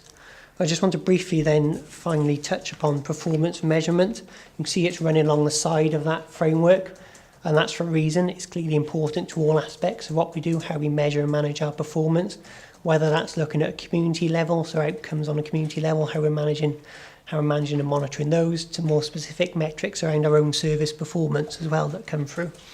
An Appendix 3 of your report sets out some of those key indicators. and the indicators under Appendix 3 are those set as part of a national performance indicator set collected by the Data Unit Wales, which enable us to benchmark our performance across Wales. Our services will also look to set a range of other metrics are used to manage the performance locally, and there are also a range of other nationally set measures and frameworks which we also contribute to as well. But really, we're bringing that forward for you today to look at how you can look at how our performance compares over time, how we compare against target, and also then some trend information, and when available, which will be available in September, is how we benchmark against other local councils as well. So that's what I wanted to give you a bit of an introduction and background to the report. So I'm happy to take any questions on the framework and where I can, the performance in the report. So just to recap then, Appendix 2 is our improvement objectives set for 1 year, 2016-17. You've got the two objectives, Objective 4 and 5 there. That reports on the actions and milestones and metrics which were set by Council in May 2016 and says how we've done. And then Appendix 3 is some more specific performance indicators. And all that the information in those appendices will be wrapped up in a report to Council, which I'd like to come forward to in the autumn, in what's called our Stage 2 Improvement Plan, which is basically an annual report of how the Council has performed in 2016-17. And that's likely to be the final year of that report in that format due to some legislative changes I've talked about. So hopefully a quick run through, and I'm happy to take any questions on the presentation on the report, Chair. Thank you very much, Mr. Jones, for your report and running through what is in fact a very complex subject. And we've been asked as a committee to review the performance of the Directorate using the information and obviously to agree future areas for scrutiny. Yeah. We're fortunate that we have both Rachel Jowett and Roger Hoggins here. So are there any questions that any members would like to ask on the performance that Richard has just ran through? Councillor Blakeborough. Thanks. Yeah, I mean, the performance framework, it for me, makes a lot of sense. You know, there's performance targets, visions, if you like, set by Welsh Government, feeds down to us, and then it feeds down to the individual. And it's interesting when you're looking at the employee aims and objectives, and when you may not be able to answer this, but when you get down to the nitty-gritty, is this actually happening? So one of my questions would be, during 2016-17, can I be assured that every single member of staff had an appraisal in order to look at their aims and objectives and link it to the wider picture and look at their performance? So is there 100% appraisals going on? In the performance report, we include some information around the progress of the check-in, check-out and performance appraisal process. And that was a snapshot undertaken in December 2016, which showed of those reported, 70% of employees had their appraisal undertaken within 1 year. We've had some issues with the recording process of that, and the People Services team are looking at actually how we can improve that process and make sure we capture more accurate information. Certainly anecdotally, through speaking with managers, they report that they are having those conversations either through the check-in check process annually or in more frequent updates that may be in a formal one-to-one or more on a more informal basis to set those objectives. So our official figures showing 70%, but anecdotally I know speaking with those managers that they are having those kind of conversations to align their planning for their individuals as well, and to talk about obviously wider than just objectives, talk about development of training needs, etc. So that's hopefully some assurance I can give you from the information I've had. That's really good, because obviously just knowing that it is being highlighted and monitored, that's brilliant to know. The other area I was just looking at is deliver the council services within budget, progress on target. Bit questioning this on target, because I know that £916,000 worth of savings were unachievable, so that wasn't met. Schools are in deficit, so there's issues there. We are at the top end of our borrowing limit at the moment, and I know we're dipping heavily into our reserves. So for me, I don't think we are on target. very fair point based on the evidence that's in place. I think the ultimate judgment on that has been around the bottom line situation, the overall budget coming in underspent. Although I recognise in terms of this plan, we set metrics around delivering the net cost of services within a parameter of 0.5% plus or minus, which actually came out as 0.6. In speaking with sort of financial colleagues, they feel given the range of services we offer, and there's obviously a variety of different budget holders, to keep that parameter 0.6, it is a reasonable level of performance, but also recognising that in that wider judgment we may need to consider some of the factors you just raised and the achievements of saving levels, and actually just reflect on that and make sure that that on target's been based around the bottom line situation. But we're actually some of those other factors which we've included in these plans as milestones, and if we're looking at how we evaluate against those milestones, we haven't achieved 100% of savings, we haven't quite made the parameter of plus or minus 0.5%. So I think is an area we can maybe go back to financial colleagues and just consider that point. Thank you. Are there any other questions from any other members?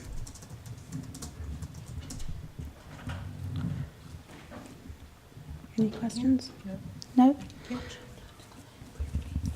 I bring Mr. Hoggins in at this point. Thank you, Madam Chairman. In relation to the check-in, check-out, I think it's only fair to say that in some circumstances we have to amend the actual form of that. Once there's a model check-in, check-out process, and the vast majority of staff will go through that, in some instances we do amend that. We have cleaning staff who may be working at 5 o'clock, 6 o'clock in the evening. There's one supervisor who will be supervising maybe 50, 80, 100 staff. It's unreal to expect them to be doing, that's typical for the industry to be in that situation. Nevertheless, we do team briefings. They do get information provided to them. They have the opportunity to come back with issues. So it's not, we wouldn't be able to show you a check-in, check-out form for each individual employee, but the spirit of trying to of improving communications with those individuals is definitely there. So, I think it's an important point to make that it needs to be amended to suit different categories of our workforce. I didn't mean to say that any are less important than the other, but realistically it has to be done slightly different in some areas. Thank you. Yeah.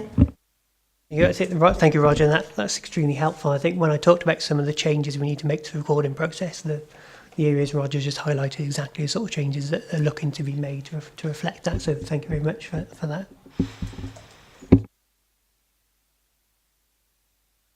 Thank you. And really the purpose of this agenda item is if members have anything, having looked at this report, that is really glaring at them, that they feel that we should be discussing as part of our agenda, then obviously that is something that we need to address. So I don't know whether anybody has got anything that they feel they'd like to carry forward to our programme. Councillor Guppy.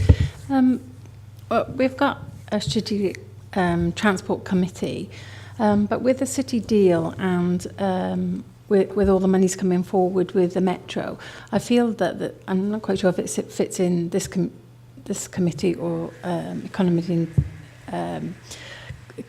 select, the economy select, but I just think that we've got a transport policy, but I think that it may be outdated now, and I think perhaps this committee needs to scrutinise that in view of integrated transport, in view of it bringing it up to date because of the changes and sort of our involvement with the city deal, and it's going to be with us sooner rather than later, the electrifications and how it is the implications for this county rather.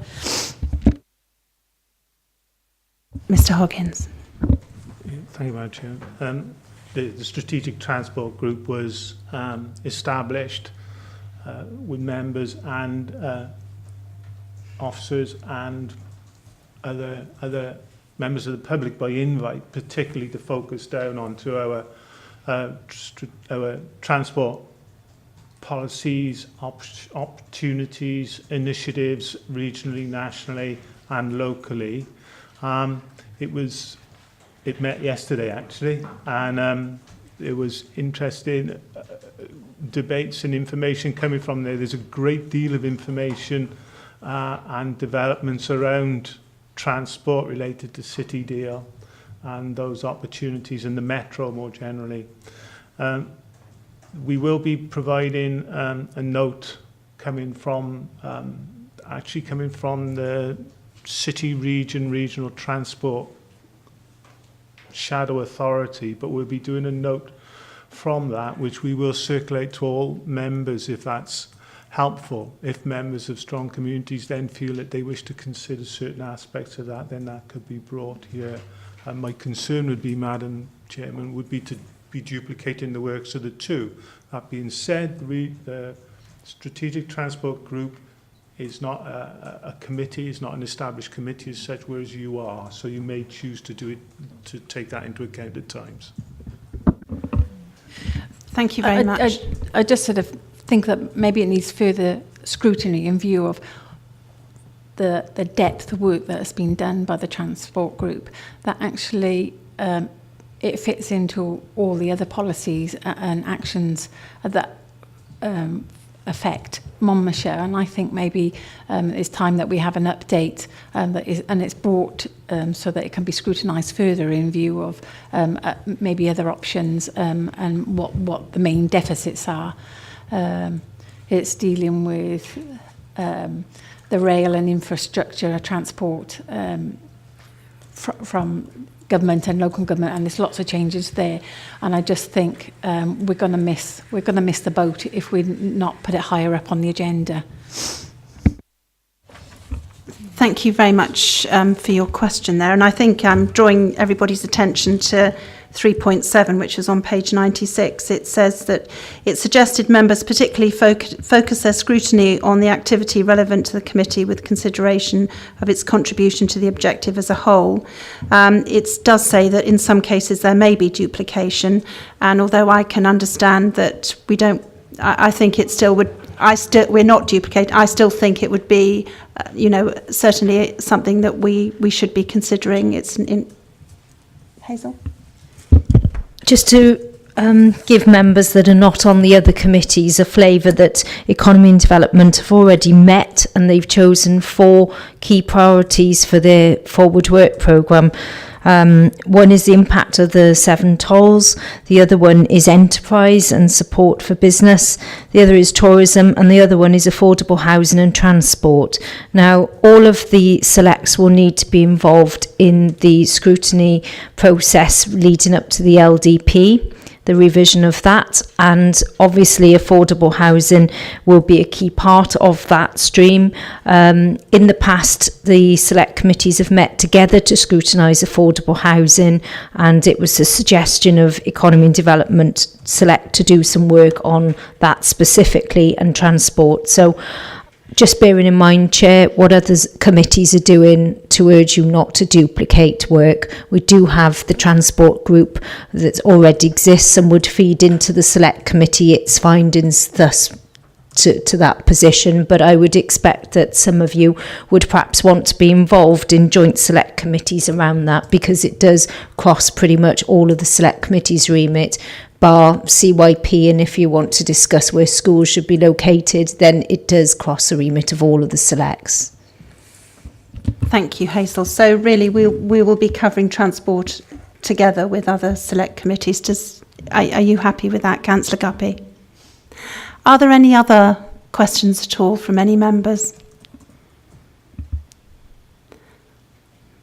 Well, I think we've noted everybody's comments, and thank you very much indeed to Richard for his report and for focusing our minds on what is a very critical and important and complex subject. Thank you very much.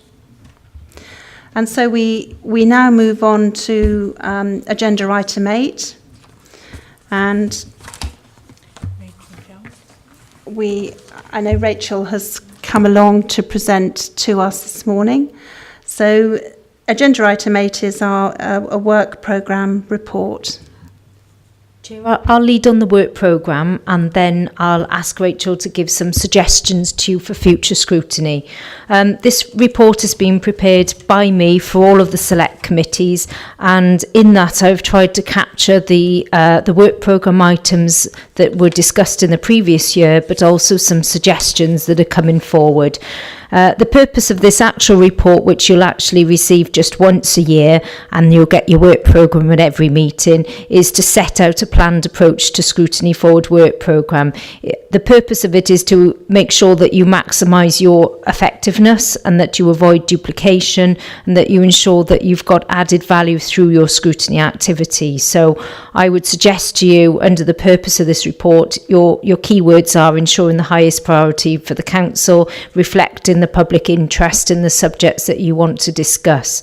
So the recommendations to you are to support the process that is suggested here in this report, but to have a look then at the items that are specifically under 6.1, which are suggested for future scrutiny. 5.1 refers to the list of topics that were scrutinised during the previous year. You'll see that that's quite an extensive list, to be honest. And it's up to you as a committee to set your work programme. You might feel that you want to take some subjects and look at those in more detail, as Economy and Development has suggested. But basically, those were the issues that were discussed during the last year, just over the course of the last year. Some of those subjects you don't have to actually go into great depth in your scrutiny. You've got an ongoing monitoring role in terms of some of the statutory framework around the Welsh language strategy. You receive performance reports regularly from Richard. You'll also receive budget monitoring reports from Mark Howcroft. So there are certain things that you have to build into your work programme as a matter of course, but then there's flexibility for other subjects that you'd like to take a greater in-depth look into. We've had some suggestions already from officers under section 6 of the report, the volunteering policy, gypsy and traveller provision, which is something that was scrutinised by the previous committee, suggestion around the rights of way improvement plan and undertaking that scrutiny jointly with others, and you'll see a list of other subjects there that might require joint scrutiny with other committees.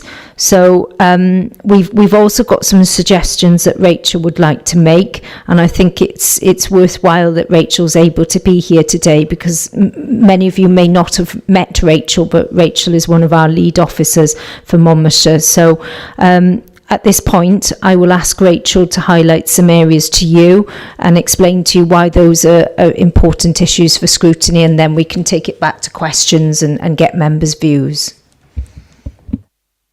Thank you very much. Rachel, if you'd like. Thank you, Chair. My computer's just crashed, so I have to try and remember what I submitted. I emailed Hazel because I was trying to think of what was coming up in the next year regarding what I would be taking to Cabinet, and therefore where it might be helpful. Thanks, Hayes. It's just come back on, but I'll read yours. So I was trying to almost think, right, what will I be taking to Cabinet, and therefore what might you want to receive over the next year, as just in terms of, to enable you to inform those decisions. Waste has been quite a heavy feature, as Councillor Eason will tell you. Over the last couple of years, waste has featured heavily on the committee programme. There's just a couple of things which we've got going on, which I think are important for you to note. One of them is, it's always been, doesn't have to be for the future, standard practice that where we are entering into a major partnership for long-term waste contracts, we've always taken the recommendation on our preferred bidder from a major procurement exercise to select prior going to full council.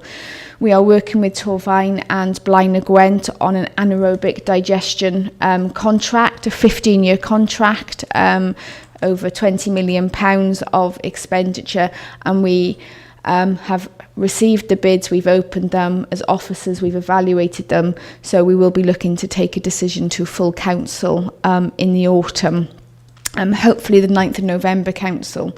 meeting. So therefore, if Select Committee wanted to be briefed on, you know, what this means for the council, the economic profile, what savings it's going to deliver to the council, what benefits, then potentially, you know, it could come to Select Committee in September if you wanted.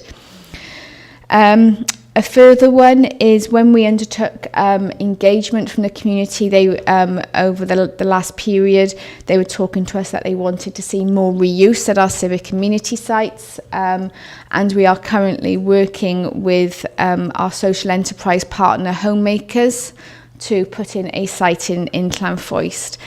This does require a change to our partnership model, working with homemakers. So again, it might be one that you'd want to review and scrutinise. We've got a contract with them for bulky waste. We'll be looking to do a service level agreement because this will be a new trial. And of course, Select Committee might want to have an input into how we create that partnership with homemakers on that reuse agenda. Sticking to waste before I get on to grounds. Members, previous members will know that next year we will be completely changing the waste service. A new service collection model for recycling is going to be rolled out in 2018. We're in the process of buying the new trucks as we speak.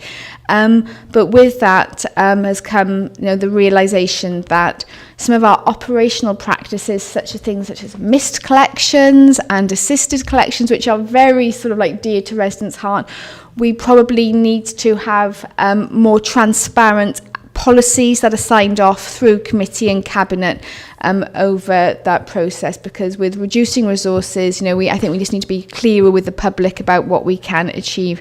So we are looking at doing a whole series of policy reviews to then support the implementation of that service in autumn 2018. So that one's got a bit of a longer time frame, but that work has been started by my officers.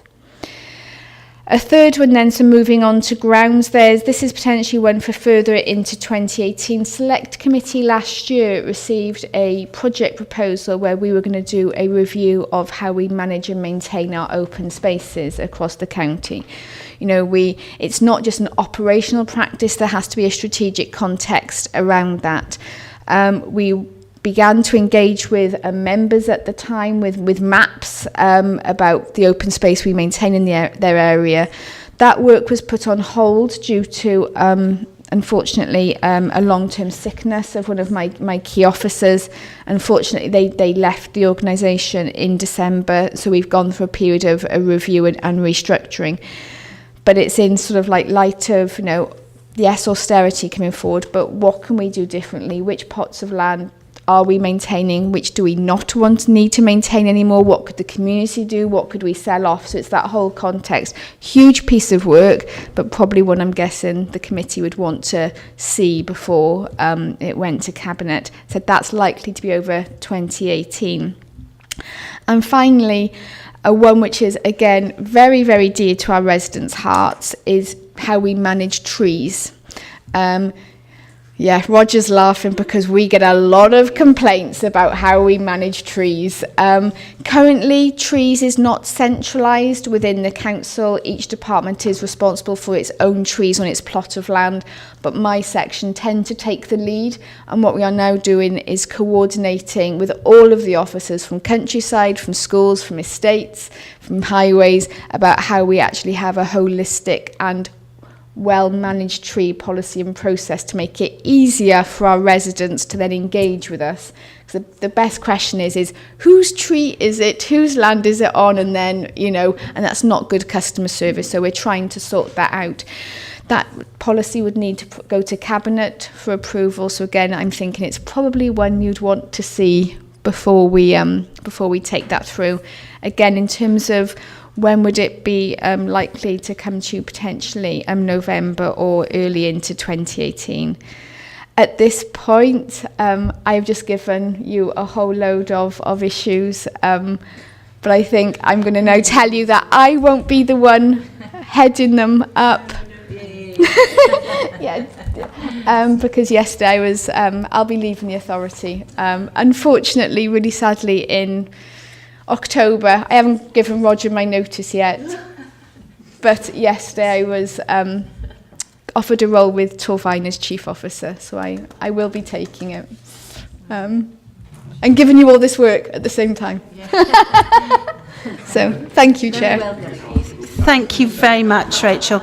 If I can bring in Councillor Webb. Rachel, this is really sad news. I really wish you all the best. It really is quite a surprise, to be honest with you.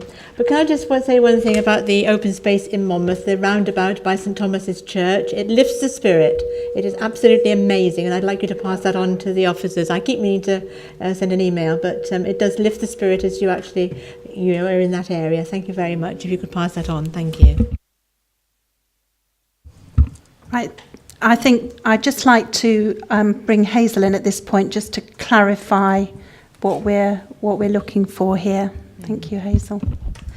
So under the suggestions in the report under 6.2, these are future areas suggested for scrutiny. Now you'll notice that quite a lot of those have got joint scrutiny next to them. So those will be separate meetings, additional one-off special meetings where you will solely deal with a particular subject and deal with that in conjunction with another select committee. So things such as the local development plan, affordable housing, Cardiff Capital Region City deal, those are things that, and the alternative service delivery model, that will be done jointly with other select committees.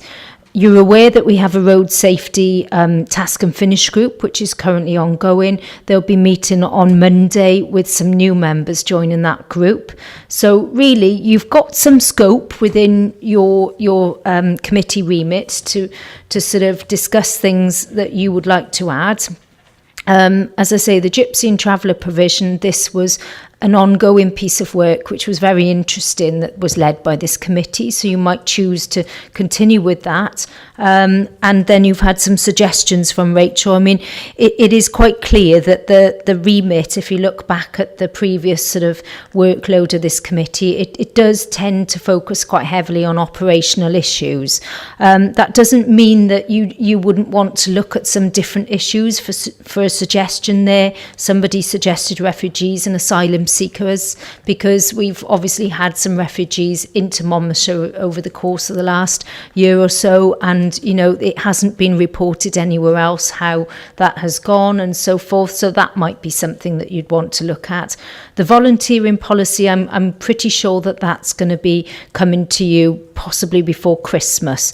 That's quite a major piece of work that's being pulled together at the moment, and that will also go to full council. But in terms of Rachel's suggestions, are very helpful, because Rachel has always been instrumental in bringing you things so that you can undertake pre-decision scrutiny, so that rather than wait until something goes to a cabinet meeting and then the committee has sight of it and they're not happy with it and they want debate on it and then it's called in, it's worth you bearing in mind that calling in decisions is not the best way to scrutinise. Really, I would urge you to undertake pre-decision scrutiny, to get involved in things at an early stage. And certainly the work around waste management, this committee got involved at many different stages with that work, so that when that work was ready to be signed off, the committee was fully on board with the different options and had been engaged from the outset. So there are some suggestions there from Rachel: anaerobic digestion, civic amenity sites, the new recycling approach, the maintenance of open spaces and the tree maintenance. Those are all really worthy suggestions for scrutiny for you, and we'll take suggestions, I think, then, Chair. Thank you. If I could just bring in my Vice Chair. Okay, thank you. Is there time enough to scrutinise the anaerobic digestion for November Cabinet or Council rather, or would it be too heavy on this committee to do some pre-scrutiny work there? Or Hazel, perhaps? Well, I think Rachel suggested that it could be brought to you in September, and if it goes to full council decision on the 9th, that would enable you to have a good oversight of the report that's going forward and the changes in the partnership arrangements for the long-term projects. Are there any other comments that any members would like to make? Councillor Eason. Yeah, thank you. Just one small thing. We've got to keep an eye on the public toilet provision across Monmouthshire. This has been going on for a while. Some community councils have taken some on, some have taken on part-wise, and this, of course, is a decision to be made in Abergwenny still, Roger, is that correct? And we need to keep an eye on that, because that started when, Anne? Something like that, yeah. Thank you for mentioning that. I would actually like to make a suggestion. Refugees and asylum seekers, I would also like to add on that modern day slavery and trafficking. I know we probably think it's not going on in our leafy area of Monmouthshire, but I do worry about this, and I think it goes in hand with refugees and asylum seekers. I'm not quite sure if that goes into adult and children select, though. I think it's like one of those issues that could be cross-cutting, but you're the last select committee to discuss its work programme apart from adults next week, and they've already got lots and lots of suggestions which are around the Social Services and Wellbeing Act and the duty to implement the responsibilities there. So I would expect that their work programme is going to be very heavy with those responsibilities. So not saying your workload isn't heavy, because in the past it's been very heavy with certain subjects dominating, and it's up to you to decide if you want to bring those subjects back. One such subject is public toilets. That dominated the work programme for the last few years, and it's up to you as a committee to decide at what point you want to take that forward and what sort of involvement you want to have in it, because some of these things, it might be a case of just an ongoing report once a year to see how things have progressed rather than an in-depth look. But new subjects such as modern day slavery, trafficking, the refugees and asylum seekers, because that's a first time subject, I would imagine that there's going to be perhaps a bit more focus that would be needed on that particular issue. So you would probably want to have a single meeting on that and not put other things on there. So you need to think, if you have a look at the checklist that's in the report there for you, it sort of sets out things like, is this a topic that's in the public interest? Does it reflect the public interest? You know what your electorate are interested in, because they've sort of discussed it with you on the doorstep. So try and prioritise the things that you feel are most relevant, but also keeping an eye on the council's strategic direction, because the things that Rachel's referred to are the things that are going to go forward for big decisions in the next year or so relating to the operations remit. So, I mean, you know, your role in pre-decision scrutiny really is to make sure that you those are fit for purpose and that you've sort of scrutinised those in advance. So there's things that you want to undertake pre-decision scrutiny on, there's things that you might just want an update report, but then there's new subjects that you might want to go into some depth on. Could I just come in there? Yes. I think in view of the LDP, you know, in view of that's going to start off now, that we should be looking at open spaces, because we could feed into that, and I think the sooner rather than later. But I'm not quite sure if open spaces then could incorporate the trees, but I don't know if it's too, it needs to be separate. But in view, I'm not quite sure about trafficking in view of that would be our remit, but I certainly feel as though we need an update on our provision for the refugees and asylum seekers. I don't think we should miss that. I think that we, you know, should look at that and where we're going and what else we can do, really, because it's possibly that's going to be expanded. Thank you, and I think sort of thinking back to our last meeting, we did really discuss as a group that we'd rather focus on 2 or 3 things and do them really well, rather than have too much on the agenda and not really be able to, you know, give it the time that it deserves. So we've obviously highlighted waste management, and it seems to me that that is really a very important topic that really should be on our agenda. What other topics? So we've got open spaces. That's another very important one that we want to put on sooner rather than later. Councillor Jones. The road safety. I know we've said it already, but I would definitely like to see us focus on road safety and the outdoor education as well. Okay, the road safety policy is the last point under 6.2, and it's going to be covered by the Task and Finish group. But I mean, obviously that report could be sent to members for everybody to read. Process will be that the Task and Finish group have been meeting for several months now. They're on their 5th meeting now. It's a multi-agency partnership group. It's not a meeting that's open to the public, and it was deliberately set up to be so because the role and remit of that task group is to look at a county policy for road safety across the whole county rather than specific speeding issues. So while specific speeding issues are brought to this committee often under the public open forum, we're looking at a strategy and process for dealing with road safety overall.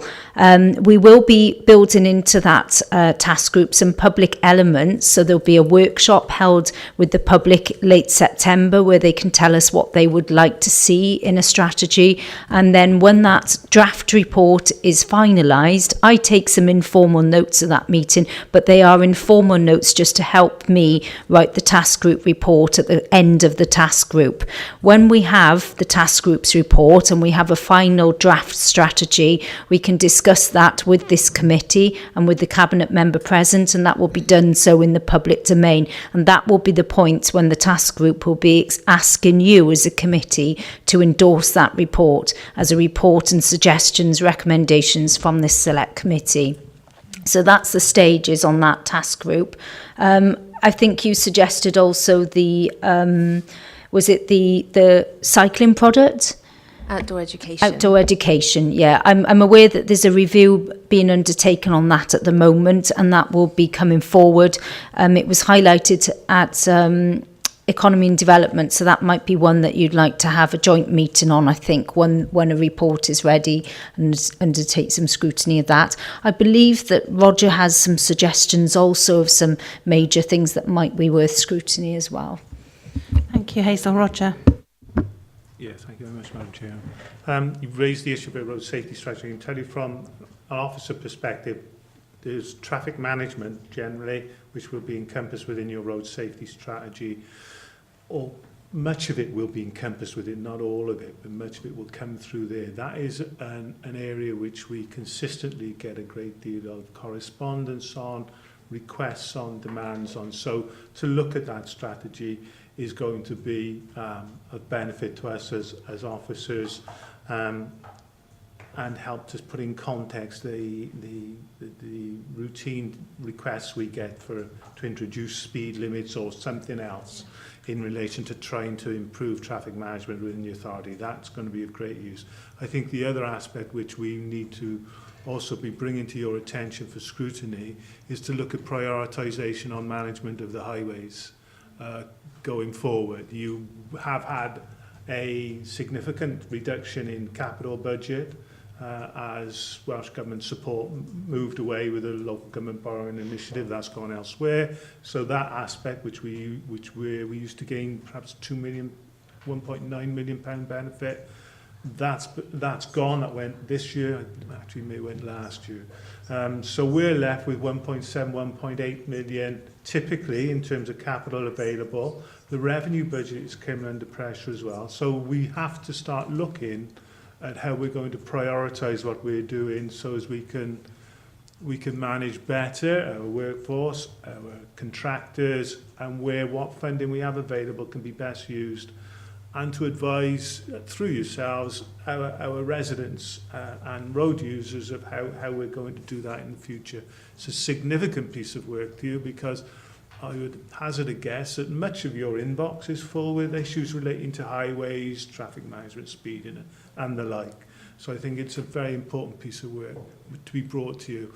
I ain't got one off the shelf. I wish I had, which I could bring to you, but it's a piece of work which we would really welcome members' involvement into to help us work out quite how we're going to manage this going forward. Thank you very much for that. And just to sort of recap on what we've discussed so far, we've got the waste...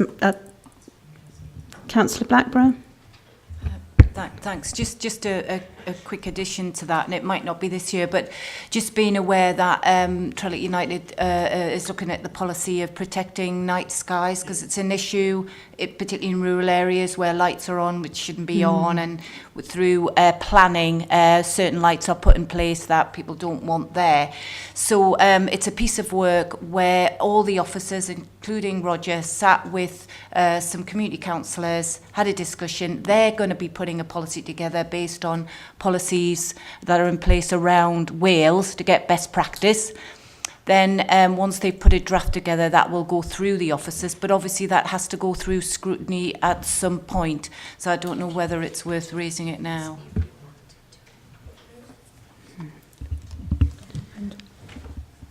And also, Chairman, we please keep that somewhere on the work programme. Perhaps somebody can report back every now and again. Hazel, thank you. Can I just add that we've had another suggestion which actually does fall in line with your remit as a committee, which is that the council's, anything to do with employees of this council, people services, does fall under the remit of this committee. So the corporate sort of services side of things does fall under here. There's a people services annual report, which is ready for September if you would like to take that along with the anaerobic digestion, but I would suggest you don't add anything else to that agenda. But when we say, well, things have to come to scrutiny, they don't have to go places apart from the statutory reporting. It's up to you as a committee to decide if you want to scrutinise something. So if, for instance, you wanted to have a look at something, but you didn't necessarily want to table it to a meeting, you can always ask for the report to be emailed to the committee. The members could give a view that way. So if you are finding over time that you're getting more and more requests for things to come to scrutiny, that you've got some interest in having sight of, but not necessarily wanted to spend a meeting on, there is that option to deal with those things that way. Thank you. I mean, how do members feel about that? Do we feel that we need to discuss that report, or is it something that could be sent to us for us to read in our own time? Roger? I know it's helpful to members. Excuse the pun, but we've been dealing with toilets for a long time now, and in practice, your net exposure in terms of cost to toilets is about 28 grand. Because everybody else is doing them, we've got issues though around particular areas where we've got different arrangements in place and the like. So whether or not you actually want to agenda it, or whether purely, as you just suggested, a note comes from officers telling you what the latest position is, and you can then either directly to the officers or maybe just agenda it as a small item, then pick it up that way rather than to build it fully into your agenda programme going forward, because we are almost getting to the end of that one. Thank you very much. And whilst this is a very important issue to a lot of people, especially when you're in a tourist area and particularly in the wards that we cover, we've got to bear in mind that we have to make effective use of our time. And I think we've got some really important issues which we feel we'd better discuss in detail and just stick to one or two topics rather than trying to do too much and then not achieving what we'd set out to do. Councillor Eason. Yeah, thank you once again. My only concern about the position with toilets is if we don't keep an eye on it some way, as you say, with some sort of report, particularly in the north of the county where we seem to be going round in circles. We haven't flushed that one out yet, as you might say. But in terms of Chepstow, Caldecott, Monmouth, and no Usk, I understand, it's sorted, am I right? Abergavenny is the key area. I know Abergavenny is one in particular of concern, but I can tie up the current position in a note to you all, which will advise you what's where with different things. Monmouth, for example, wants to have another look at the arrangements with them. Nevertheless, they're comfortable with paying us to carry on providing them whilst they have a look. So there's all sorts of things going on, but it's just by email correspondence and the rest of it may be suitable to you. If you've got queries, then raise them back. Yeah?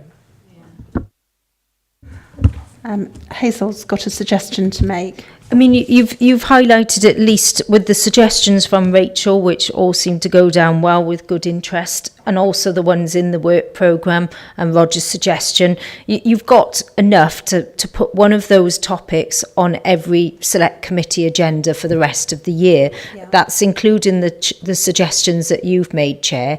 Usually we take 2 or 3 items to select committee.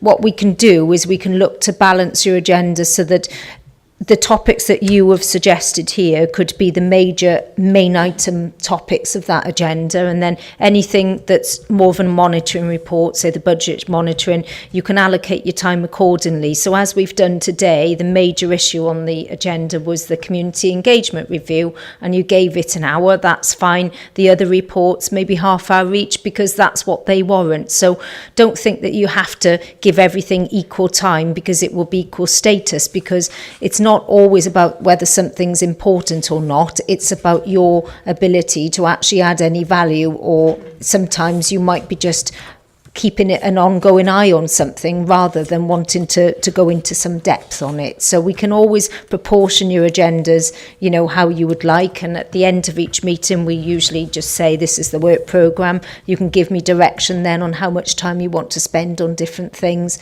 but it looks like you've got a good framework for the year going forward. Thank you very much, Hazel.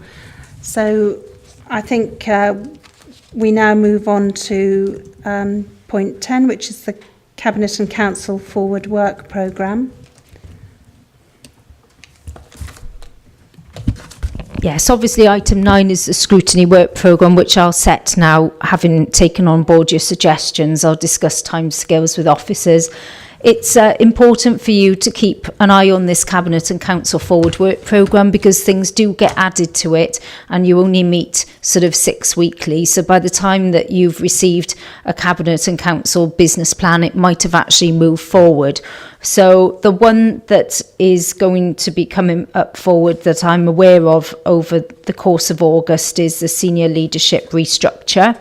It's the Chief Executive's restructure of his senior sort of structure, and that is not something that this committee would usually get involved in. How the Chief Officer decides to set his staff and his budgets accordingly is not something that is subject to scrutiny, really. That is a matter for him to decide. But for you to be aware that that will be on the agenda for August. We don't usually have meetings through August of scrutiny or other committees, but I believe that that was an urgent issue, Chair. I'm not aware of anything else that's coming forward for the foreseeable future that we're not aware of in terms of our work programme. Thank you very much for clarifying the position on that. And so we just need to confirm the date and time of the next meeting, which will be the 28th of September at 10 o'clock, and the pre-meeting will be at 9:30. Can I just thank everybody for their contributions today, and to the officers that have made such valuable contributions too. Thank you. I think we can say the meeting is now closed.